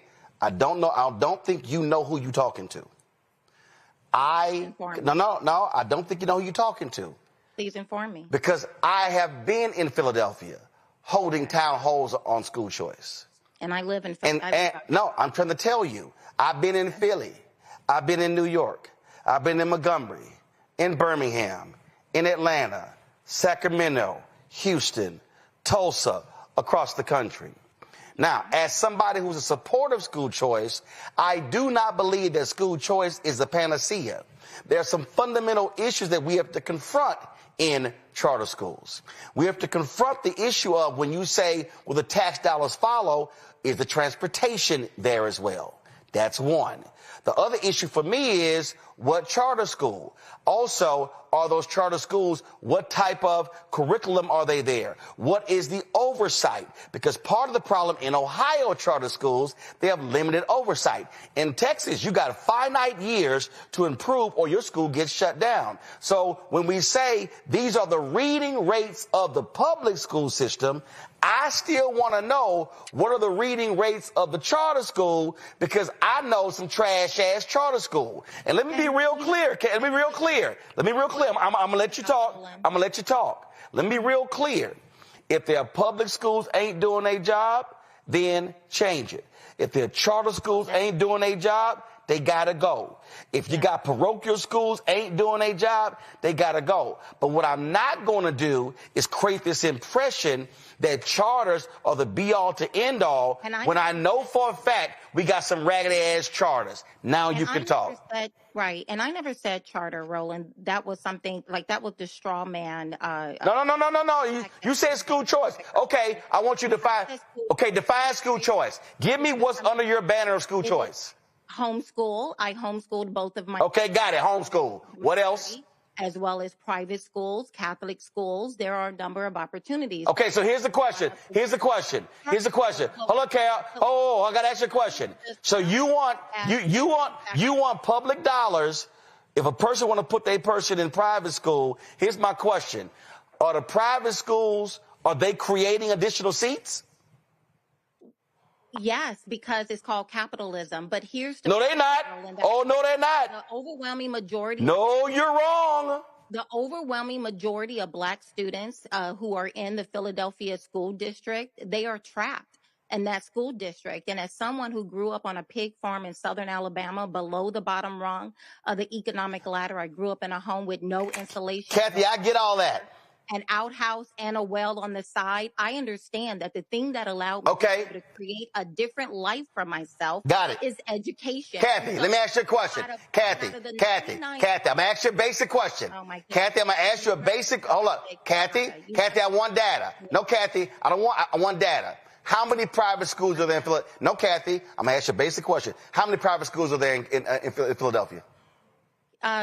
Representative Kenyatta, how many private No. I'm asking you, Kathy. How many private schools are... Kathy, if this your issue, I'm asking you. What you 1 moment, Roland, you asked me to come on talking about why I feel the way about the Crown Act. So if you believe... No, wait a minute. Hold up, Kathy. Now, you brought up the Crown Act, but then you want to bring up school education in Philly. So how you don't know these facts? 9 problems. And hair racism isn't one. Hey, Kathy, this is real basic. Kathy, this is real basic. If you were trying to tell Representative Kenyatta you support school choice and you want money to go to private schools, I'm asking you, Kathy, I'm asking you, one, how many private schools are in Philadelphia? 2, I want to know, hold up, Kathy. 2, I want to know how many available seats are in the private schools. The reason I'm asking you that, because when they were talking about school choice in Texas, you know what they said? We could send our kids to private schools. In the entire state of Texas, there were 30,000 private seats. So what is how many kids in the whole state of Texas go to public schools? Ridden neighborhood. No. I mean, instead of focusing on nebulous issues that only impact Here you go again. People. Here you go again. That's the reason why you brought me on. Is to understand. But see, no. You chose to bring up Philly schools, so I am now talking on your topic. Yes, I love it. I can talk about Representative Kenyatta, I'm going to say, Representative Kenyatta, here's the fundamental problem right here. And again, this is somebody who supports school choice. When people who say they support school choice don't want to look at the data, when they want to say, go to private, no, hold up, Kathy, I ain't done. Representative Kenyatta, when they say, go to private schools, well, I ask some simple questions. How many schools exist? How many seats exist? So, Representative Kenyatta, how many kids in Philadelphia public schools? So let me say this big picture, because a lot has just been said. I want to reiterate what I said in a previous response. I have private schools in my district. I have traditional public schools in my district. We have public charters in my district. I understand, and I hope is a value that's shared by everybody in this conversation, that any place, any school, even if it is homeschool, that a young person is a place that should be safe, is a place that should be well-resourced, and is a place where we need to be preparing our kids to go out and live their lives. A part of the numbers that, constantly get thrown around about the Philadelphia school district are a direct reflection of our refusal to invest in those schools with the same basic measure of funding that we had across the Commonwealth and other school districts. Again, this is not Malcolm's opinion, though it is. This is empirical. It's fact-based. It went through a nearly decade court case that highlighted what that has meant in terms of the lack of ability for our educators to have the resources that they need. In terms of that the lack of funding, resulting in classrooms where you have, 40, 50 kids, in a classroom. I agree with something you said, Roland, this idea that if we defund all of the public schools, which I guess is the end result of this, of what's being said here, that somehow our kids, inherently end up, better, is not backed up by the data. There are charter schools where young people are not performing where we want them to perform. There are public schools where they're not performing where we want to perform. And there are kids who are being homeschooled by parents who do not have the technical expertise to even help them with their homework, let alone be the only person teaching them. And they need support. And so there are a variety of different educational institutions. Our budget invested in education across Pennsylvania. And you know what? We invested in young people across Pennsylvania, and we also passed the Crown Act. I was happy to vote for both. Well, Malcolm, here's why I asked the question. Hold on, Kathy. I got about to say this, and then you can respond, and then this is going to be the last round because I got some other stuff. This is why I asked the question. Now, this is 2022 data, but I just want everybody to understand why. There are 2,941 public schools in Pennsylvania. There are 2,156 private schools in Pennsylvania. But here is the critical number. Pennsylvania's private schools only educate 11.5% of the students in the whole state. Now again, 2,941 public schools, 2,156 private schools. So one of the reasons the private schools have been successful because they have smaller classrooms, different focus. The point that I am making, Kathy, as a school choice supporter, there are not enough seats, and they are not going to open more seats because they want to remain small and inclusive and exclusive. So when we're talking about this notion here, what we have to recognize is that this idea, and you're talking to somebody who is for 8 years has hosted the Friendship Public Charter School Teacher of the Year program in D.C. So I know this whole thing. The problem when we talk about school choice, school choice, you have to also look at the data to say how many high-performing charter schools exist, how many mid-performing charter schools exist, and how many low-performing charter schools exist. And so I know this deal. It's not this notion that they're just so great and wonderful. There are some trash-ass charter schools, period, point blank. And I want them out of business. So we have to have a education system that is balanced. We're going to have public, we're going to have private, we're going to have home, we're going to have parochial, we're going to have all of that. But this notion that school choice is the savior, it's not factual. Kathy, make your final comment. Yes. Representative Kenyatta, make the final comment, and then I'm going to a break. Roland, thank you so much. Listen, bravo to the both of you, because you have just proved my point. We have very real, large, systemic issues that we need to be putting all of our attention on. There's only so much time, so much breath, so much attention span. And bravo to the both of you for making my point. We have very real issues that impact more than 1,000 people. And we can do a lot. We can do it all at the same time, Kathy. For the opportunity. Kathy, we can do it all at the same time.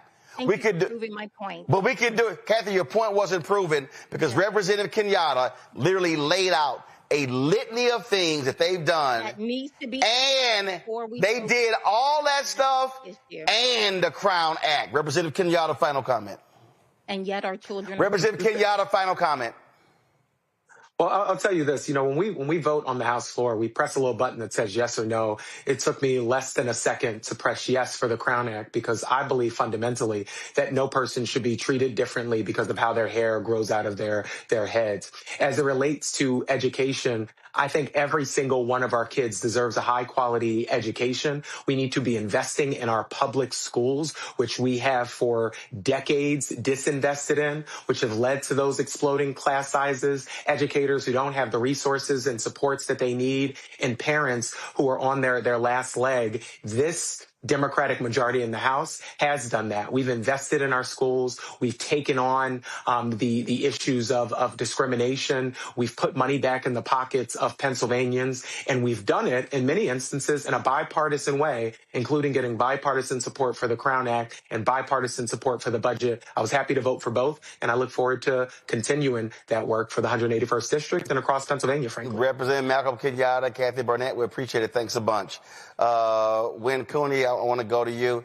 Win Cooney, the point is very simple. We can do more than one thing at one time. Yeah, we absolutely can, and we have to. I think this was a really energetic and lively debate.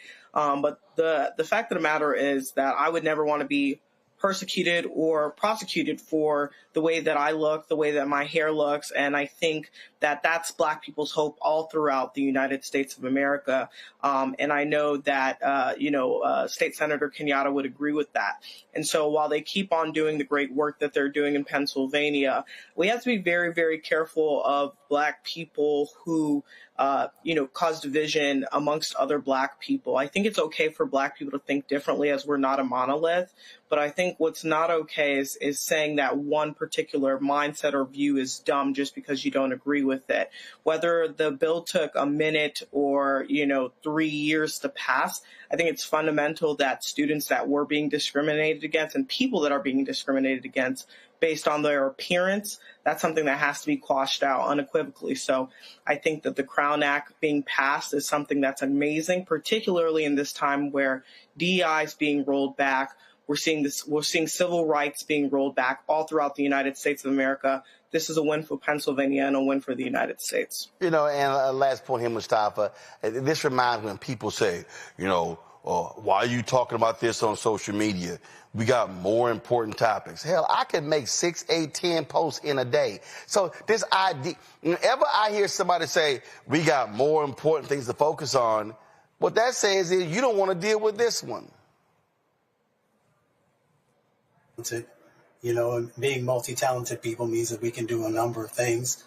But as Black folks, we also understand that there are certain dynamics that we have to deal with that we often have to bring forward and have to address. And the Crown Act is one of those moments when we get to actually address some injustices that have held us back in various ways. So, maybe one of these days, Black folks will learn to come together. We'll learn that we can, when we're stronger, when we all, kind of join hands and focus on the things that have held us back. And I appreciate Malcolm for the way that he articulates a message, the way that he unpacks it, and the way that he gets things done, and all those others who helped pass the Crown Act, because the Crown Act didn't exist when I was coming up, and when folks were telling me that I would never make it to the top if I didn't cut my locks off. So I would never want another young brother or sister to ever have to deal with that, nor should they. Absolutely. And again, I told y'all, we deal in facts here. So when you say something that ain't factual, you're going to have to deal with it. Short break. We come back. Headlines. You're watching Roland Martin Unfiltered on the Black Star Network. If in this country right now, you have people get up in the morning and the only thing they can think about is how many people they can hurt, and they got the power, that's the time for mourning. For better or worse, what makes America special, it's that legal system that's supposed to protect minorities from the tyranny of the majority. We are at a point of a moral emergency. We must raise a voice of outrage. We must raise a voice of compassion. And we must raise a voice of unity. We are not in a crisis of party versus party. We are in a crisis of civilization, a human rights crisis, and a crisis of democracy itself. And guess what? You've been chosen to make sure that those that would destroy, those that would hate, don't have the final say, and they don't ultimately win. Hey, what's up, everybody? It's Godfrey, the funniest dude on the planet. And you're watching Roland Martin Unfiltered.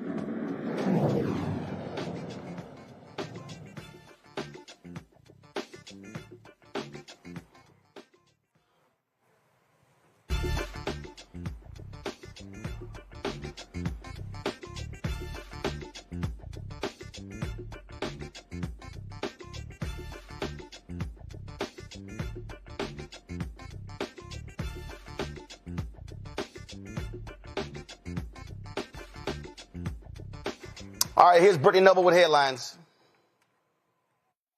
Well, Roland, in Virginia, families and the NAACP are in court opposing the reinstatement of Confederate names on 2 public schools. The lawsuit challenges the Shenandoah County School Board's 2024 decision to restore the names of Stonewall Jackson High School and Ashby Lee Elementary School. Plaintiffs say the move creates a discriminatory environment for Black students and violates their First and 14th Amendment rights. They will present evidence and testimony showing how the names impact students' learning environment and sense of safety. Well, 12 former FBI agents who were fired after kneeling during the 2020 protests in Washington are now suing to get their jobs back. They say their decision to take a knee on June 4th, days after the murder of George Floyd, has been wrongly treated as a political expression. According to the lawsuit, the agents were outnumbered, lacked proper protective gear, and knelt to diffuse rising tension. Beyond reinstatement, the lawsuit seeks a ruling that their firings were unconstitutional, along with back pay, monetary damages, and the removal of all termination records from their files. And Harvard University is facing a new federal complaint over a scholarship program limited to students of color. The Equal Protection Project alleges the Union Scholars Summer Program, which offers stipends and need-based assistance, is explicitly race-restricted and violates Title VI, which bars federally funded institutions from discriminating based on race. Organizers describe the program as an internship for students of color committed to social justice and workers' rights. Applications for the next cycle are open through February of next year. The complaint comes as the convict-in-chief continues threatening to cut off billions in federal research funding unless Harvard dismantles its DEI and race-based programs. We'll have more for you on Roland Martin Unfiltered after this break.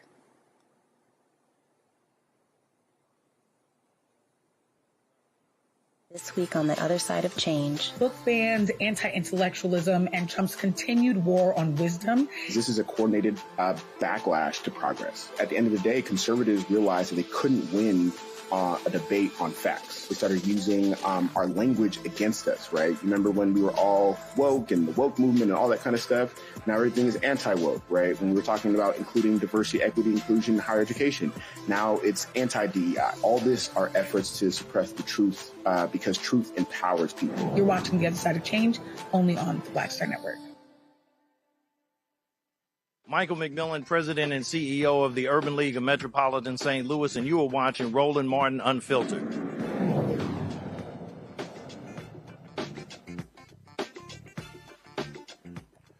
Folks, it's sad news. One of our HBCUs, one student is dead. Another person is in critical condition at Kentucky State University.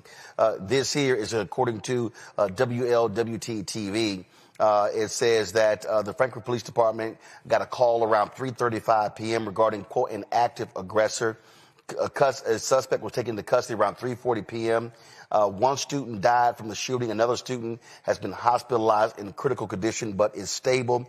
The suspect who was taken into custody is not a student at the university. No one knows exactly what went on here. The governor, Andy Beshear, said, quote, violence has no place in our Commonwealth or country. Let's please pray for the families affected and for our KSU students. Kentucky State University was placed on lockdown while the investigation continues. And so, again, a deadly shooting on the campus of Kentucky State University this afternoon. One student dead, one student in critical condition. The shooter has been apprehended. And so certainly sad news right there. Folks, let's also, I got to talk about this story right here. And first of all, it's a whole lot that's going on and just a lot of crazy stuff that's happening. Let's talk about California. Another case of working while black. A San Francisco environment worker. Y'all, this is a city worker. See, but he was just doing his job, walking in a trailer park, when this white racist followed him as he was walking in the truck and called him a criminal. Check this out.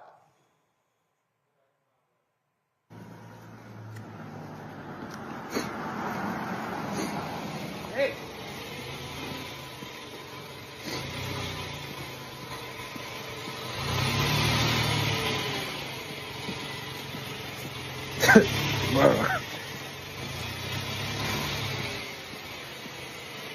Dude, there's been burglaries in here, and you're making people paranoid. Get the fuck out of here.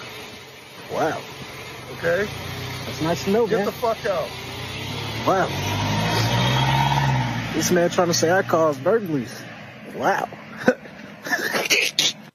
Where's your partners? Where's your partners? So what? Don't come close to me. Where's your partners? Are you trying to hit me? Motherfucker. You trying to assault me, sir? Oh, he finna run me over. That boy not playing, though. Chill, bro. I'm trying to leave. Can I go, bro? You gonna run me over, gang? He trying to run me over, folks.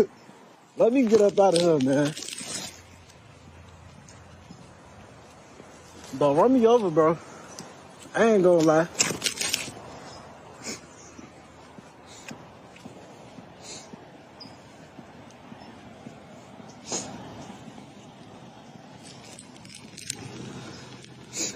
Another guy from coming off the property, leaving the property.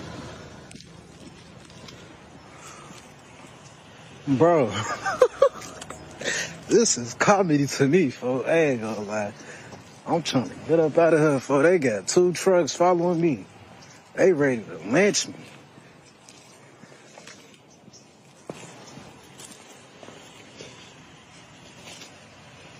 Get out.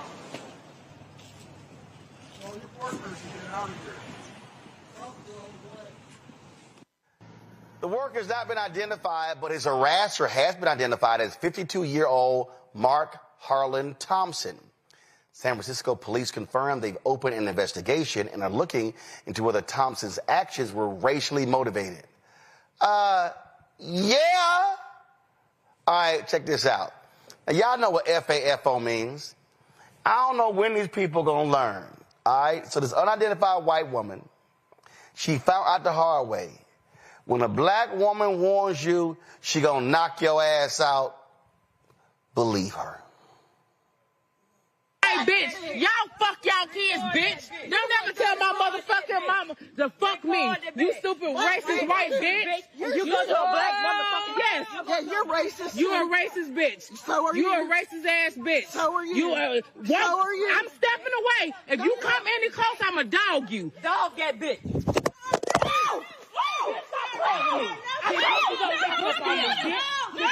No!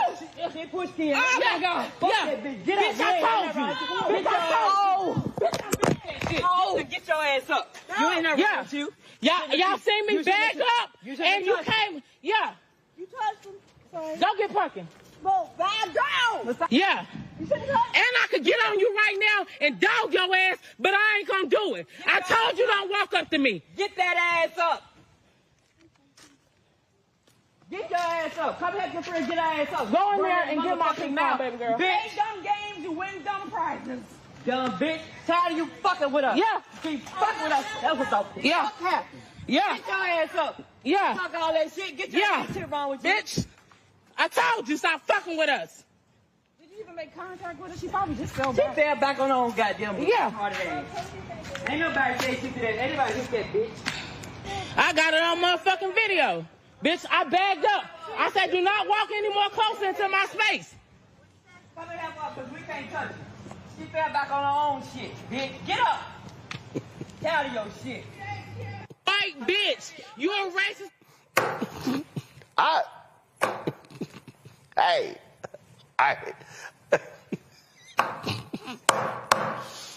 Oh my God, y'all told you people crazy.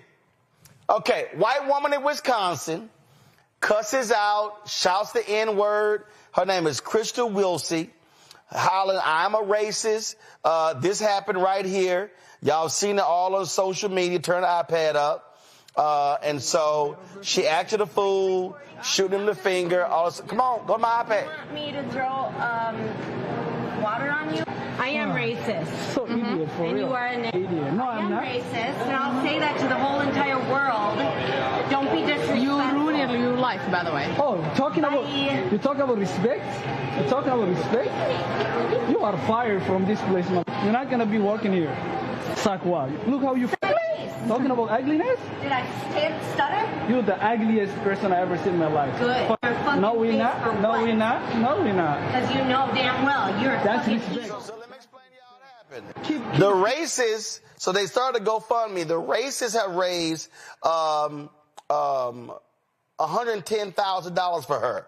Oh, but by the way, this is the same Crystal Wilsey who was charged with endangering a child 3 times.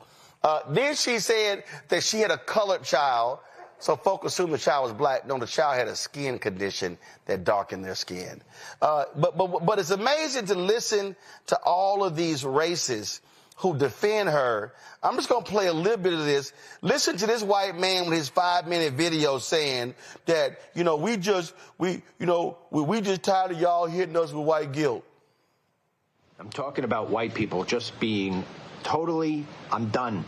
I'm saying what's on my mind.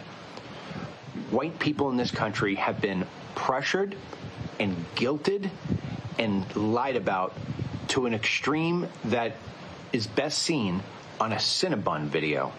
We'll get to that in a second. But think about how many times you've heard that as a white person, you are privileged. You have white privilege, and that you're a racist, and that you're a nationalist, and that you're a Nazi. You can only take that language so many times until you sit and say, I'm going to fight back. There's only so many times you could be punched in the face until you put up a defense, and that defense is a hard offense. Let me take you to the Cinnabon video in case you haven't seen it. I want to let you know you're going to end up that white woman got knocked out on that damn street. What's crazy when Cooney, these folks, they don't call me a racist. Don't act like one. Don't call me a white supremacist. Don't act like one. Don't call me a Nazi. Don't vote for one. I mean, Roland, what you just showed in these 3 videos has shown that obviously America has a racial problem, right? We're seeing extremely racially charged behavior. But what infuriated me about the first video, which was the video out in California, is that young man was wearing identification, right? He was wearing his name badge. He was wearing his city uniform. So there was no reason for him to be accosted by that man in the pickup truck. And I think it actually proves a salient point to what we were talking about earlier, right, Roland? This is why things like the Crown Act are important. One of the reasons why that young man was profiled was because he had locks, right? And anybody that with eyes can see that. And so it's extremely frustrating when people get online and say, we don't need things like the Crown Act. Black and brown people are being discriminated against every single day because of how they look. And that video exemplifies that. So that's extremely, extremely frustrating. The second video, I'm still in tears about. It's actually just, she's still sleeping right now, I'm sure of it. But, like you said, FAFO. And, we have to continue to be vigilant, but it is extremely scary. It shows you the tide of America that, people are raising hundreds of thousands of dollars to support people who are openly proclaiming their bigotry. It's really, really scary times we're in, Roland.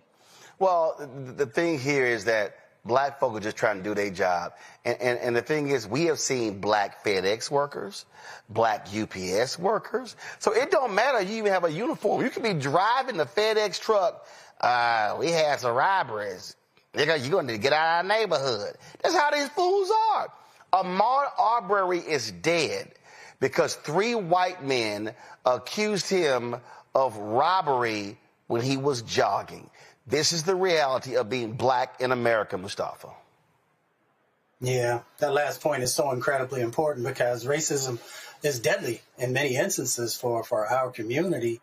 You can be jogging, going into an abandoned house that other people have went in, or, I can't remember exactly how the house was set up, but he wasn't the first one who went in there and then ended up dead because folks felt that they had the right to be able to do that. So we have to understand, how serious this is, how deadly serious these situations can get into.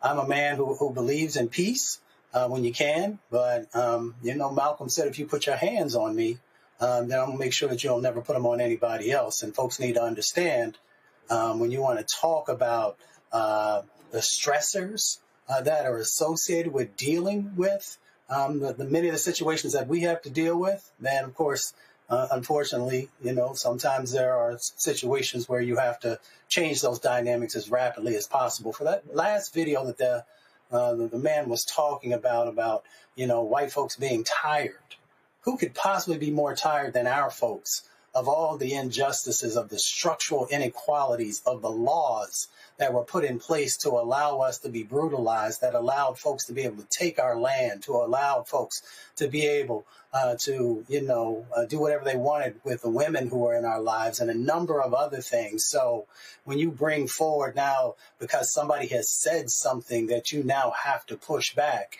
if that was the case, then, we would have done that a long, long time ago, but yet we still found grace and found ways of being able to address these issues. So I don't have a whole lot of sympathy for individuals who, because somebody said something now, you decide that now you have to fight back and push back when you are the ones who actually put in place the injustices that have caused this situation. America has to figure out if it wants to address the issue in a real way and do the real work. And until it does, we are going to continue to have these problems. And this is why I wrote my book, White Fear, How the Browning of America is Making White Folks Lose Their Minds.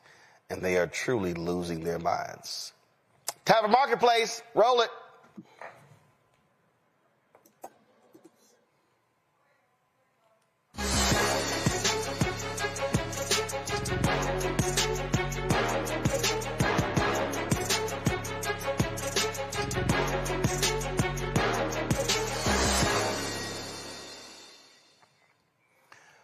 All right, folks, y'all know America is all about whiteness. When little black kids go to stores and they see dolls that don't look like them, they say, what's up? Well, many black children express their wishes for dolls with the same skin tone or curly hair. Mother-daughter duo Ivana and Zoe Ali created beautiful curly me dolls, books, and other merchandise to inspire confidence in our youth. Zoe joins us now from Atlanta. Hey, Zoe. Hi. All right, what kicked this off? What started this? Well, it really all started when I was 6 years old. As you mentioned, I had confidence issues and I did not like my hair. So one day I came home from school and I asked my mom why my hair wasn't straight or pretty like my classmates. And that led to her getting me a black doll, but I noticed the doll also had straight hair and I wanted dolls with curls and braids. So when I went back to the stores and could not find any, I decided I wanted to make my own, and Beautiful Curly Me was born. Oh, cool. So, so take us through. I got three of the dolls right here. Got three of the dolls right here. And you're right. When you see these dolls, they got long, silky hair, and you like, nah, I need to see a fro.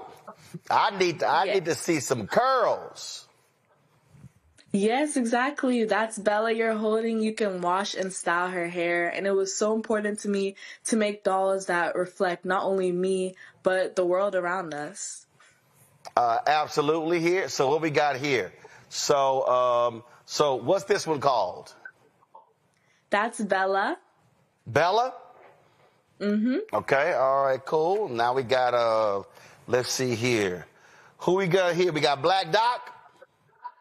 We have Vinta. Yes, she is a young scientist, mathematician, and she's all about helping young girls to explore their passions. Okay. All right, then. And see, let's see here. And this is the Madam VP doll? Yes, it is based off of VP Kamala Harris to help young girls know that we can be and do anything, including the next vice president. And this on the back, this is a selfie you took with the vice president. Yes, I got to meet her earlier this year. It was amazing. So we made the doll inspired after her. Gotcha. Now, have you sent her one of these dolls? Yes, we have. Okay. Now, when did y'all start the company? So how long have y'all been producing dolls? I started my company when I was 7 and I'm 13 now. So it's going on 6 years now. And we're really all about inspiring confidence in young girls through the dolls that you see there and books and empowering puzzles. All right. So y'all have the dolls. What else do y'all have? We have books that I've written, like Beautiful Curly Me here, and other journals. I have empowering puzzles, and we have a girls club, a girls leadership club, and for every doll that is bought on my website or in stores, we give one to a young girl in need in an underserved community. All right, cool. Questions from my panel. Win Cooney, you first. I'm super inspired by the work you're doing. It's so exciting to see a young Black woman following her dreams. What's the most exciting thing you have coming up with the sale of the dolls this year in the year 2026? We're seeing so many different people run for office, like Congresswoman Jasmine Crockett. Any plans to expand what we see with the vice presidential line into other political figures? Yes, definitely. The Madam VP doll is the first of our Inspire Her collection. So we're working on making sure that young girls are represented in every single area in politics and just making sure we are getting that representation. So definitely. And thank you. Mustafa. Well, you've done so many amazing things at such a young age. What's the future look like for you? And what would you like to be able to, what's the next big mountain you want to climb?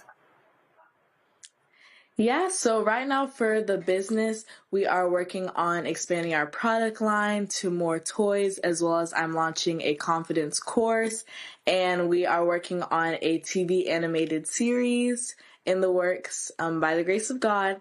And for me personally, I speak, so I gave a TEDx talk when I was 10 years old. I'm the youngest Black person to do that. So I'm continuing to speaking and just spreading my message of confidence to girls all over the world.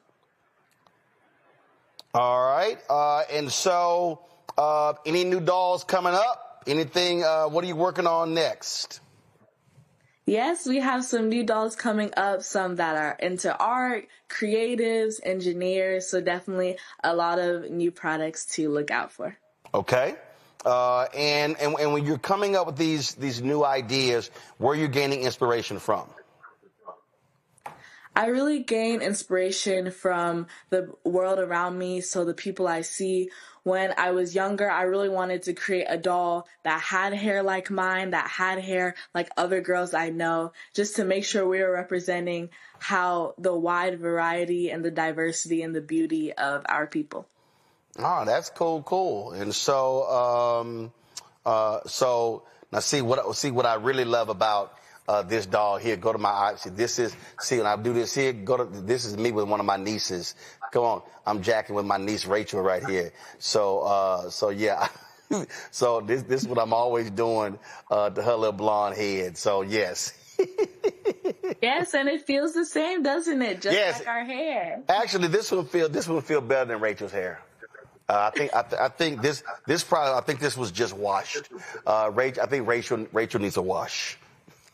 Yeah, you can wash and style her hair. So. All right, folks, if y'all want to check out Zoe's dolls, Beautiful Curly Me, I want y'all to go right now, shopblackstarnetwork.com. Y'all need to buy everything out. Christmas is coming up. This is fantastic, and it really is cool. And this is not some little dainty ass doll. This is a big ass girl. I mean, this child almost is big. So my niece just had a baby. This doll bigger than that baby.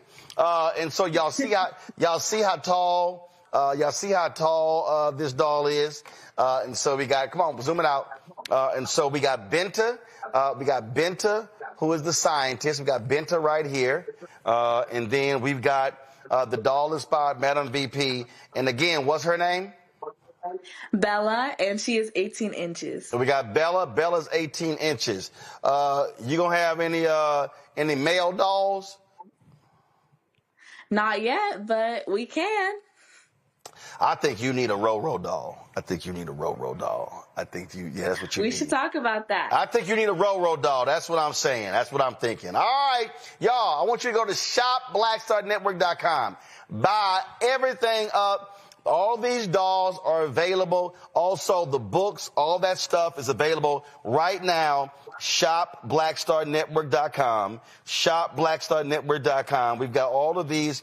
These are black-owned products. You can check out Zoe's dolls. All of these products that you see right over to my left. We got other dolls. We got Christmas decorations, skin care products, car wash stuff. We got journals, crossword puzzles. We got, nurse, what's up nurses wear? I forgot they wear. I call them smocks. Scrubs. We got all this sort of stuff. All of these black-owned products are available at shopblackstarnetwork.com. So Zoe, congratulations. 6 years in business. I love hearing these entrepreneur stories. Great job. Tell your mom and your family hello. Thank you so much. I appreciate it. Let me thank Win Cooney. Let me thank Mustafa. Scott, he got that Cricket Wi-Fi, so we couldn't get his computer working.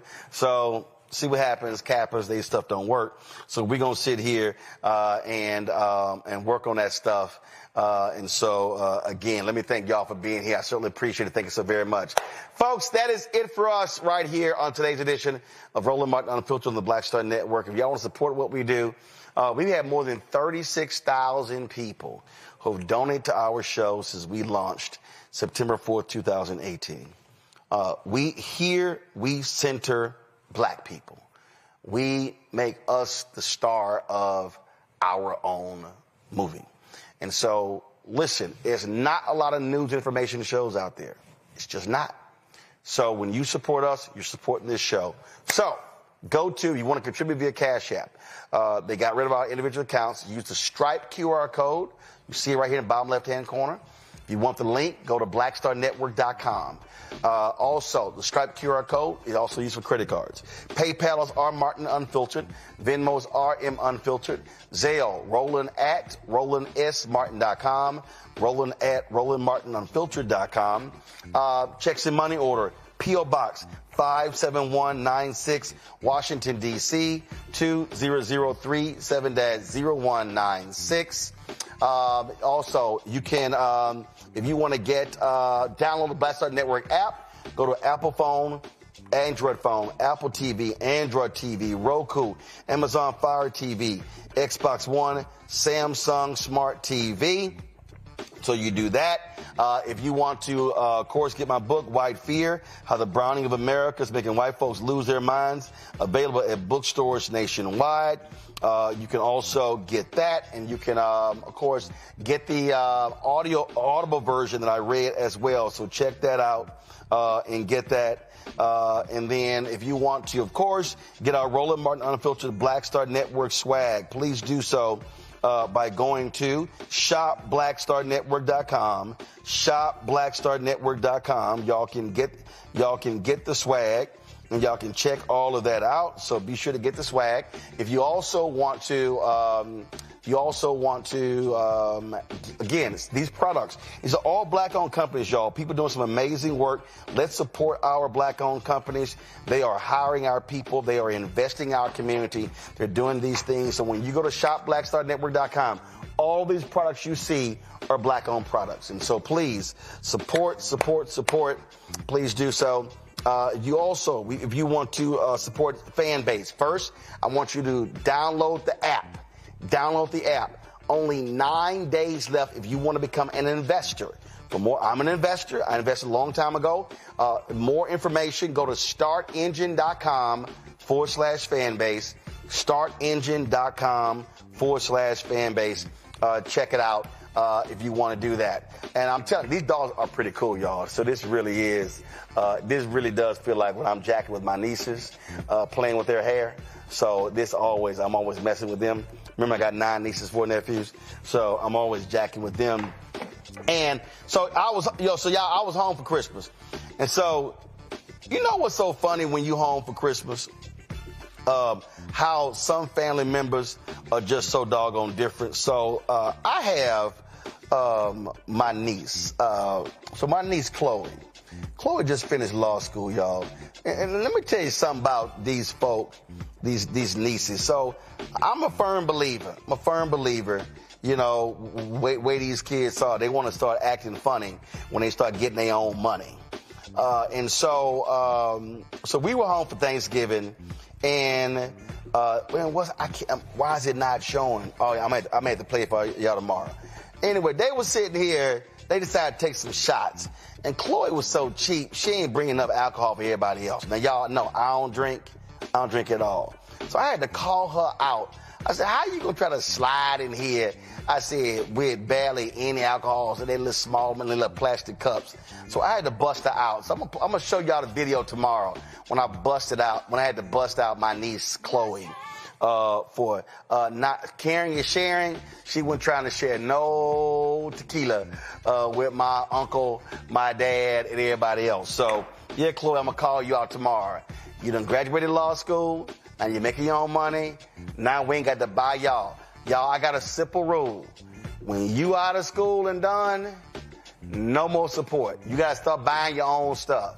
So my niece, Atlantis, just had a baby. All right, I'll give you a reprieve. But Chloe, Faith, Trey, Solomon, hey, y'all got to start cutting your own checks. Y'all got to start paying for stuff around the house. All right, I got to go. I'll see y'all tomorrow. Holla!